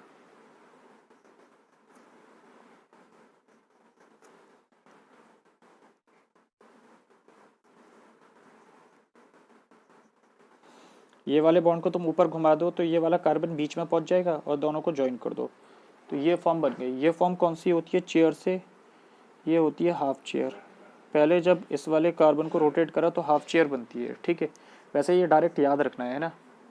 उसके बाद इसको फर्दर और रोटेट कर दो, इसके बाद फर्दर और रोटेट करोगे यहाँ पहुँच जाएगा, तो देखो कुछ ऐसी फॉर्म सामने आएगी। सही बात है, ये वाला बॉन्ड ऊपर पहुँच गया, ये पहुँच गया, ठीक है। तो ये कौन सी फॉर्म होती है, देखने में ही लग रहा है बोट फॉर्म। ये कौन सी फॉर्म होती है बच्चों, बोट फॉर्म। कौन सी फॉर्म होती है, बोट फॉर्म। मुझे यहाँ पे एक बात बतानी है, ये जो बोट फॉर्म होती है ना, इस पे मान लो कोई ग्रुप्स लग रहे हैं, मान लो इस पे कोई ग्रुप एक्स लग रहा है, ये एक्स्ट्रा बात है, इस पे कोई ग्रुप वाई लग रहा है, क्योंकि ये एक तरफ आ गए दोनों तो इनके बीच में रिपल्सिव फोर्स बढ़ जाता है। इनके बीच में क्या बढ़ जाता है, रिपल्सिव फोर्स लग जाता है। और इन ग्रुप्स के बीच में जो रिपल्सिव फोर्स लगता है उसको बोलते हैं flag pole repulsion. Flag pole repulsion, flag pole repulsion. तो यही वजह होती है कि बोट फॉर्म चेयर फॉर्म से कम स्टेबल होती है, क्योंकि उसमें दोनों ही ग्रुप्स एक साइड आ जाते हैं, दोनों ही बॉन्ड्स, और उस पर जो ग्रुप लग रहे होते हैं उनके बीच में रिपल्सिव फोर्स लगता है, और उस रिपल्सिव फोर्स को क्या बोलते हैं, फ्लैग पोल रिपल्शन या फ्लैग पोल इंटरेक्शन। तो बोट फॉर्म कम स्टेबल होती है चेयर फॉर्म से due to flag pole interaction या फ्लैग पोल रिपल्शन। तो उसकी वजह से होता क्या है, ये बोट फॉर्म अपनी फॉर्म को बदल लेती है, अपने स्ट्रक्चर को थोड़ा सा चेंज कर लेती है। क्या चेंज कर लेती है, अभी एक्स और वाई के बीच में रिपल्सिव फोर्स लग रहा है, तो एक्स और वाई अभी पेज के प्लेन में है। अगर ये एक्स और वाई अपना प्लेन बदल लें, यानी एक्स इनटू द बोर्ड चला जाए, Y out of the board आ जाए, ऐसा कब हो सकता है, जब ये बॉन्ड्स अपनी प्लेन बदल लें, तो उस फॉर्म को बोलते हैं ट्विस्ट बोट फॉर्म। तो ट्विस्ट बोट फॉर्म में होता क्या है, रिपल्सिव फोर्स कम हो जाते हैं क्योंकि प्लेन बदल गया, और उसी वजह से ट्विस्ट बोट की स्टेबिलिटी बढ़ जाती है, क्योंकि वहाँ पर रिपल्सिव फोर्स कम हो जाते हैं बोट से, ठीक है। तो मैं हल्का सा एक रफ आइडिया दे देता हूँ कि ये बोट फॉर्म खुद को किस में कन्वर्ट कर लेती है, फॉरन रिपल्सिव फोर्स घटाने की वजह से ट्विस्ट बोट फॉर्म में। तो देखो वो ट्विस्ट बोट फॉर्म थोड़ी सी ऐसे दिखती है ना, हल्का सा इसका स्ट्रक्चर टफ है, याद नहीं रखना, बस मैं बनाकर बता देता हूँ फिर भी।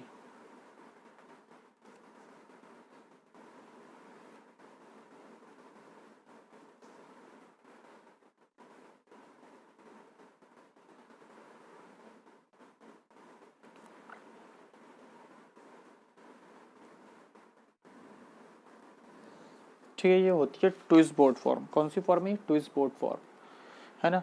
एक कार्बन, एक कार्बन, दो कार्बन, तीन कार्बन, चार का, ये बीच में जंप दिखाया है, मतलब ये दिखाना चाह रहा हूँ कि ये प्लेन अलग है। ये बॉन्ड इनटू द बॉर्ड है, पीछे वाला ये पीछे की तरफ है, ये ऊपर की तरफ बॉन्ड है ना, जिसकी वजह से ये प्लेन भी बदल जाते हैं एक्स और वाई ग्रुप के। तो मान लो ये X out of the board आ जाता है, वाई इनटू द बोर्ड चला जाता है। तो ये कौन सी फॉर्म है बच्चों? ट्विस्ट बोट, है ना।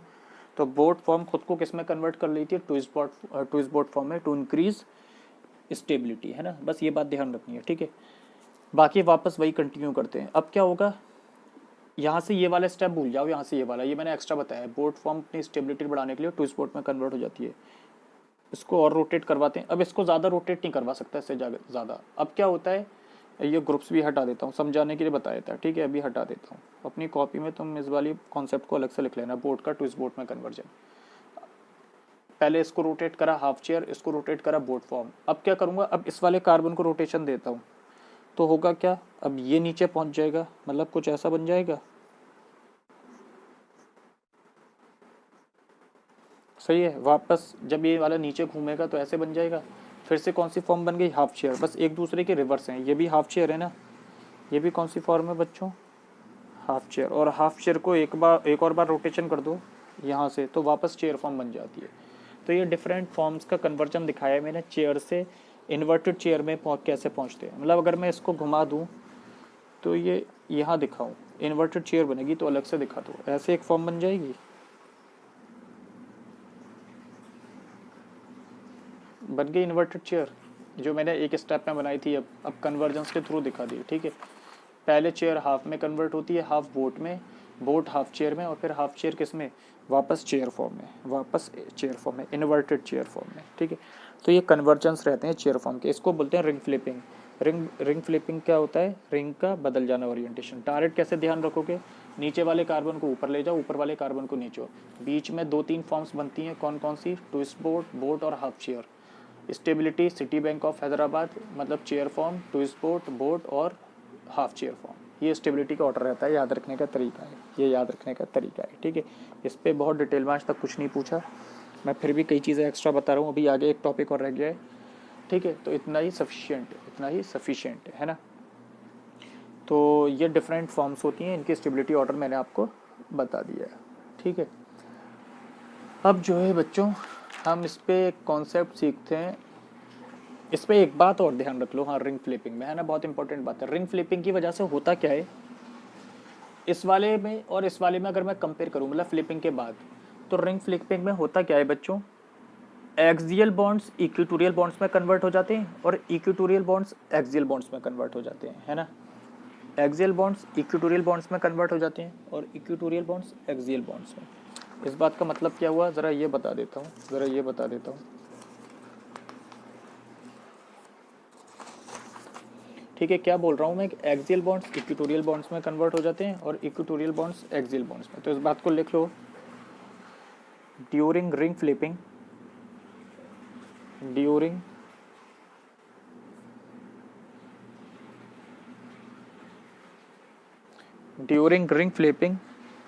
रिंग फ्लिपिंग के वक्त में होता क्या है, एक्सियल कन्वर्ट हो जाता है इक्वेटोरियल में, रिवर्स हो जाते हैं। एक्सियल कन्वर्ट हो जाता है इक्वेटोरियल में, और इक्वेटोरियल कन्वर्ट हो जाता है एक्सियल में। एग्जाम्पल से समझ में आएगा, इक्वेटोरियल कन्वर्ट हो जाता है एक्सियल में, है ना। क्या हुआ इस बात का मतलब देखो, ये हुआ, मान लो ये मेरे पास कोई रिंग थी, है ना, इसका रिंग फ्लिपिंग करवा दी। ये एक रिवर्सिबल रिएक्शन होता है, इंटर कन्वर्टेबल होता है, इसलिए देखो फॉरवर्ड और बैकवर्ड दोनों एरो से दिखा रहा हूँ। अगर इसके रिंग फ्लिपिंग करवा दोगे तो ये ऐसी तो कन्वर्ट हो जाएगा, सही बात है। रिंग फ्लिपिंग करवा दोगे तो ऐसी तो कन्वर्ट हो जाएगा। मान लो यहाँ पे ग्रुप लगे हुए थे, एक्स ग्रुप एक्सियल पे, वाई ग्रुप इक्वेटोरियल पे, सही है। अब ये वाला कार्बन तो ये वाला ही ना नीचे आ गया, सही बात है, तो ग्रुप्स की लोकेशन बदल जाती है। एक्सियल पे यहाँ पे क्या लगा था एक्स, तो ये एक्स जो एक्सियल पे था यहाँ पे वो इक्वेटोरियल पे आ जाएगा, तो इस पे इक्वेटोरियल पोजीशन कौन सी होगी बच्चों, यही वाली तो होगी, और इस पे एक्सियल कौन सी होगी, ये वाली। समझ रहे हो हुआ क्या, ग्रुप्स की लोकेशन बदल जाती है। रिंग फ्लिपिंग में जो ग्रुप पहले एक्सियल पे लगा था वो अब इक्वेटोरियल पे आ गया, जो पहले इक्वेटोरियल पे लगा था वो किस में आ गया, एक्सियल पे आ गया। तो ध्यान रखना ड्यूरिंग रिंग फ्लिपिंग ग्रुप्स की पोजीशन बदल जाती है, एक्सियल इक्वेटोरियल पे आ जाता है और इक्वेटोरियल वाले ग्रुप एक्सियल पे आ जाते हैं, ठीक है। एक ये बात ध्यान रखनी है ना। अब क्या है इसमें, क्योंकि एक रिवर्सिबल रिएक्शन है, तो इसका हम इक्विलिब्रियम कांस्टेंट डिफाइन कर सकते हैं। क्या डिफाइन कर सकते हैं, इक्विलिब्रियम कांस्टेंट। रिवर्सिबल रिएक्शन के लिए इक्विलिब्रियम कांस्टेंट होता है। इक्विलिब्रियम कांस्टेंट मतलब हमें रेट बताता है कि रिएक्शन फॉरवर्ड डायरेक्शन में जा रहा है या बैकवर्ड डायरेक्शन में। इक्विलिब्रियम कांस्टेंट होता है प्रोडक्ट का कंसंट्रेशन, स्क्वायर ब्रैकेट मतलब कंसंट्रेशन अपॉन रिएक्टेंट का कंसंट्रेशन। तो एक बात ध्यान रखना कि अगर स्टेबिलिटी बढ़ रही है लेफ्ट साइड से राइट साइड में जाने में, मतलब रिएक्टेंट से प्रोडक्ट जब बना तो स्टेबिलिटी बढ़ी तो प्रोडक्ट का कंसंट्रेशन ज़्यादा होगा, तो उस केस में के इक्विलिब्रियम ग्रेटर देन 1 आ जाएगा, क्योंकि जब न्यूमरेटर बड़ा हो जाएगा तो के इक्विलिब्रियम ग्रेटर देन 1 आ जाएगा। क्या बोल रहा हूँ, अगर रिएक्टेंट से प्रोडक्ट जाने में स्टेबिलिटी बढ़ रही है तो प्रोडक्ट का कंसंट्रेशन ज़्यादा होगा, और प्रोडक्ट का कंसंट्रेशन ज़्यादा होगा तो के इक्विलिब्रियम ग्रेटर देन 1 आ जाएगा, है ना। कब, जब स्टेबिलिटी बढ़ रही हो, इफ स्टेबिलिटी इंक्रीजेज, है ना। और के इक्विलिब्रियम लेस देन 1 होगा इफ स्टेबिलिटी डिक्रीजेस, ठीक है। क्या मतलब हुआ, क्वेश्चन से सीख लेते हैं, बहुत आसान है।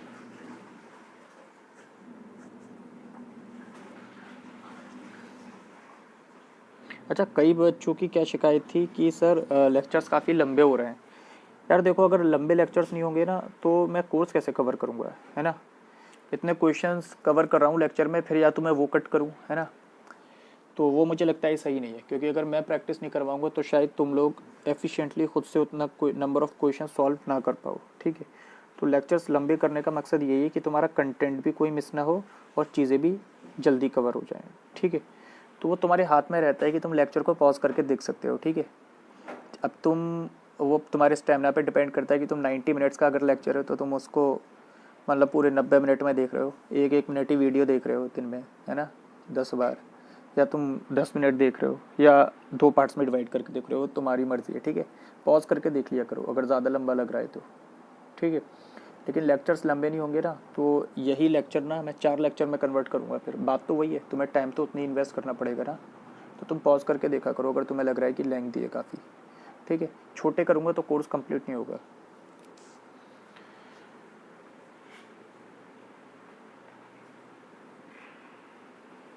अब ये एक क्वेश्चन है, ये तुम्हें रिंग फ्लिपिंग पहले से ही दे रखी है सवाल में, तुम्हें नहीं करवानी, उसने पहले से ही दे रखी है एग्जामिनर ने, ठीक है। तो यहाँ पे एक बॉन्ड लगा दिया, यहाँ पे एक बॉन्ड लगा दिया, तुम्हें कुछ नहीं सोचना है, तुम्हें बस ये बताना है कि इस रिएक्शन के लिए के इक्विलिब्रियम ग्रेटर देन 1 होगा या लेस देन 1। खुद ही देखो यहाँ पे दोनों ग्रुप्स कौन सी पोजीशन पे थे, इक्वेटोरियल पे। रिंग फ्लिपिंग के बाद वो दोनों कौन सी पोजीशन पे आ गए, एक्सियल पे। तो ये ज़्यादा स्टेबल है, ये ज़्यादा स्टेबल है, ये ज़्यादा स्टेबल है रिएक्टेंट। वजह क्या है, क्योंकि यहाँ पे दोनों ग्रुप इक्वेटोरियल पे हैं। तो अगर ये ज़्यादा स्टेबल है तो रिएक्टेंट का कंसंट्रेशन ज़्यादा होगा, और के इक्विलिब्रियम क्या होता है, प्रोडक्ट का कंसंट्रेशन अपन रिएक्टेंट का कंसंट्रेशन। अगर रिएक्टेंट का कंसंट्रेशन ज़्यादा है तो क्या होगा, के इक्विलिब्रियम लेस देन 1 आएगा, के इक्विलिब्रियम लेस देन 1 आएगा। ये यहाँ से देख लो, स्टेबिलिटी बढ़ रही है या घट रही है, इस डायरेक्शन में स्टेबिलिटी घट रही है तो के इक्विलिब्रियम लेस देन 1, क्योंकि ये लेस स्टेबल है तो के इक्विलिब्रियम लेस देन 1, ऐसे भी देख सकते हो, ठीक है।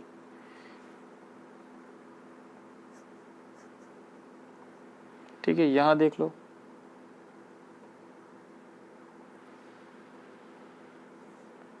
पहले से लिख देता हूँ एक्सियल इक्वेटोरियल, वरना तुम खुद भी पहचान सकते हो।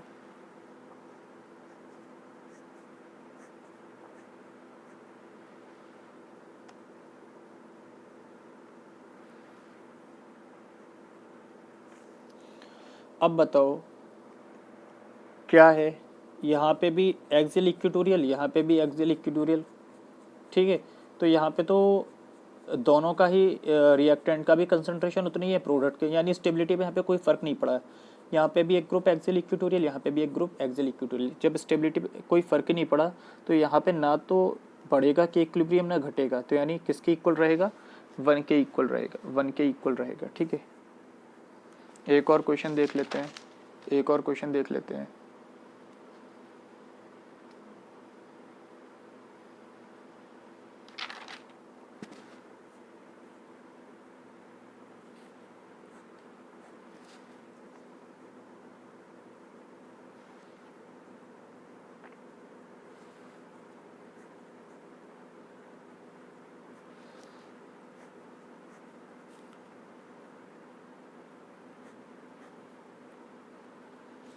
ठीक है, सॉरी, रिंग फ्लिपिंग करवानी थी, डायरेक्ट बना दिया मैंने,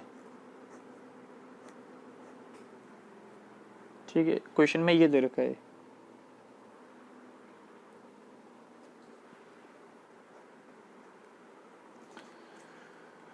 तो एक्सियल इक्वेटोरियल और यहाँ पे भी एक्सियल इक्वेटोरियल, तो मुझे बताओ स्टेबिलिटी बढ़ी घटी या सेम रही। यहाँ पे जो बल्कियर ग्रुप था वो इक्वेटोरियल पे था, और यहाँ पे जो बल्कियर ग्रुप है वो एक्सियल पे आ गया है ना। ग्रुप्स की लोकेशन तो चेंज हुई है, यहाँ पे बल्कियर ग्रुप इक्वेटोरियल पे था, यहाँ पे बल्कियर ग्रुप कहाँ गया, एक्सियल पे। तो स्टेबिलिटी घटी है तो इक्विलिब्रियम कांस्टेंट लेस देन 1 होगा, ठीक है। ऐसे क्वेश्चन आ सकते हैं।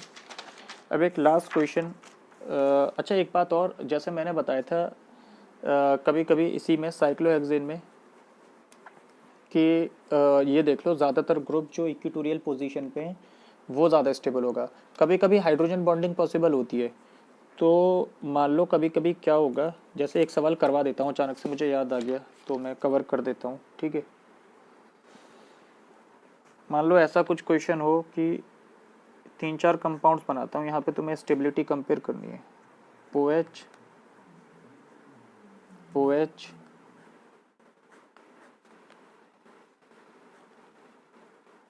OH OH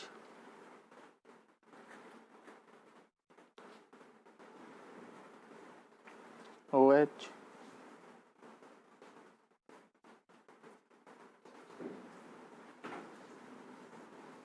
OH, ठीक है। इन सब में तुम्हारे दिमाग में क्या आएगा, सर ये एक्सियल, ये एक्सियल, ये इक्वेटोरियल, ये इक्वेटोरियल, और ये इक्वेटोरियल, ये एक्सियल। सबसे ज़्यादा स्टेबल सर ये होगा, दोनों ही ग्रुप इक्वेटोरियल पे है। लेकिन यहाँ पे क्योंकि हाइड्रोजन बॉन्डिंग पॉसिबल है, इसे ऐसे लिख लो OH को इधर, ठीक है। इस H और इस ऑक्सीजन के बीच में हाइड्रोजन बॉन्डिंग पॉसिबल है, तो इस वजह से यहाँ पे ये फर्स्ट है, अगर ये सेकंड है और ये थर्ड है, तो बच्चों सबसे ज़्यादा stable due to hydrogen bonding first हो जाएगा, है ना। बस इस सवाल को करवाना था, अगर कभी कभी हाइड्रोजन बॉन्डिंग पॉसिबल है तो पहला वाला सबसे ज़्यादा स्टेबल हो जाएगा, है ना, ड्यू टू हाइड्रोजन बॉन्डिंग। भले ही दोनों एक्सियल पे आ रहे हैं, तो लीस्ट स्टेबल की जगह ये हाईएस्ट स्टेबल हो जाएगा। बाकी दो में नॉर्मली कंपेयर कर सकते हो, दोनों इक्वेटोरियल है, तो सेकंड नंबर पे ये आ जाएगा, थर्ड नंबर पे ये आ जाएगा, है ना। कभी कभी हाइड्रोजन बॉन्डिंग की वजह से दो एक्सियल वाले भी ज़्यादा स्टेबल हो सकते हैं, ठीक है। तो हमारा कन्फर्मर्स एंड होता है, आज का लास्ट सवाल, ठीक है।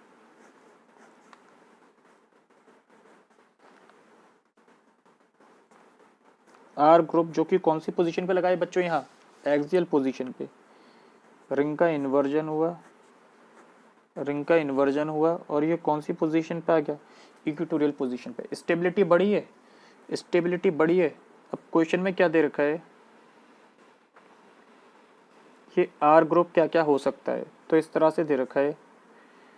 CH3 हो सकता है, आर ग्रुप जो लग रहा है सिर्फ हाइड्रोजन हो सकता है, या ऐसा हो सकता है ये जो आर ग्रुप लग रहा है इथाइल ग्रुप हो सकता है, या ऐसा हो सकता है ये टर्शियरी ब्यूटाइल ग्रुप हो सकता है। और इधर दे रखी है कि इक्विलिब्रियम की वैल्यूज क्या क्या दे रखी हैं, 64, 16, 1, 6400 मैच करना है, मैच द फॉलोइंग का सवाल है। देखो बहुत सिंपल बात है, ये बताओ एक्सियल से इक्वेटोरियल में गया, स्टेबिलिटी बढ़ रही होगी, स्टेबिलिटी बढ़ रही होगी तो इक्विलिब्रियम हमेशा ग्रेटर देन 1 होगा, वो सारे ही ऑप्शंस में दे रखा है। अच्छा खुद ही सोचो, जितना ज़्यादा बड़ा ग्रुप एक्सियल से इक्वेटोरियल पाएगा उतनी ज़्यादा स्टेबिलिटी होगी, जितना ज़्यादा बड़ा ग्रुप एक्सियल से इक्वेटोरियल पे आएगा उतनी ज़्यादा स्टेबिलिटी होगी, और जितनी ज़्यादा स्टेबिलिटी होगी उतना ज़्यादा के इक्विलिब्रियम होगा। तो हमेशा मैच द फॉलोइंग सवाल में तुम क्या सोच लो, जो जितना बड़ा ग्रुप है उसके लिए इक्विलिब्रियम कांस्टेंट की वैल्यू उतनी ज़्यादा होगी। तो 4 को किससे मैच कर दोगे तुम, डी से, क्योंकि सबसे बड़ा ग्रुप। इसके सेकंड नंबर पे ईटी आ रहा है, उसको सेकंड लार्जेस्ट इक्विलिब्रियम कांस्टेंट से मैच कर दो, सही है।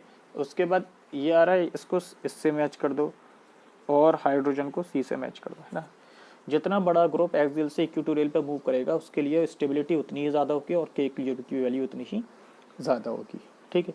डायरेक्ट कैसे याद रख सकते हो, वही तरीका है, जितना बड़ा ग्रुप होगा उसके लिए इक्विलिब्रियम कांस्टेंट की वैल्यू उतनी ही ज़्यादा होगी, ठीक है। तो ये बच्चों हमने देख लिया आपका कन्फर्मर्स, वो हमारा कंप्लीट होता है। अब हमारा आइसोमेरिज्म में लास्ट टॉपिक बचा है, कहने को लास्ट है, लेक्चर्स इस पे करीब चार लगेंगे। ऑप्टिकल आइसोमेरिज्म, है ना, उसको पढ़ेंगे नेक्स्ट क्लास में। ओके, खुदा हाफिज़।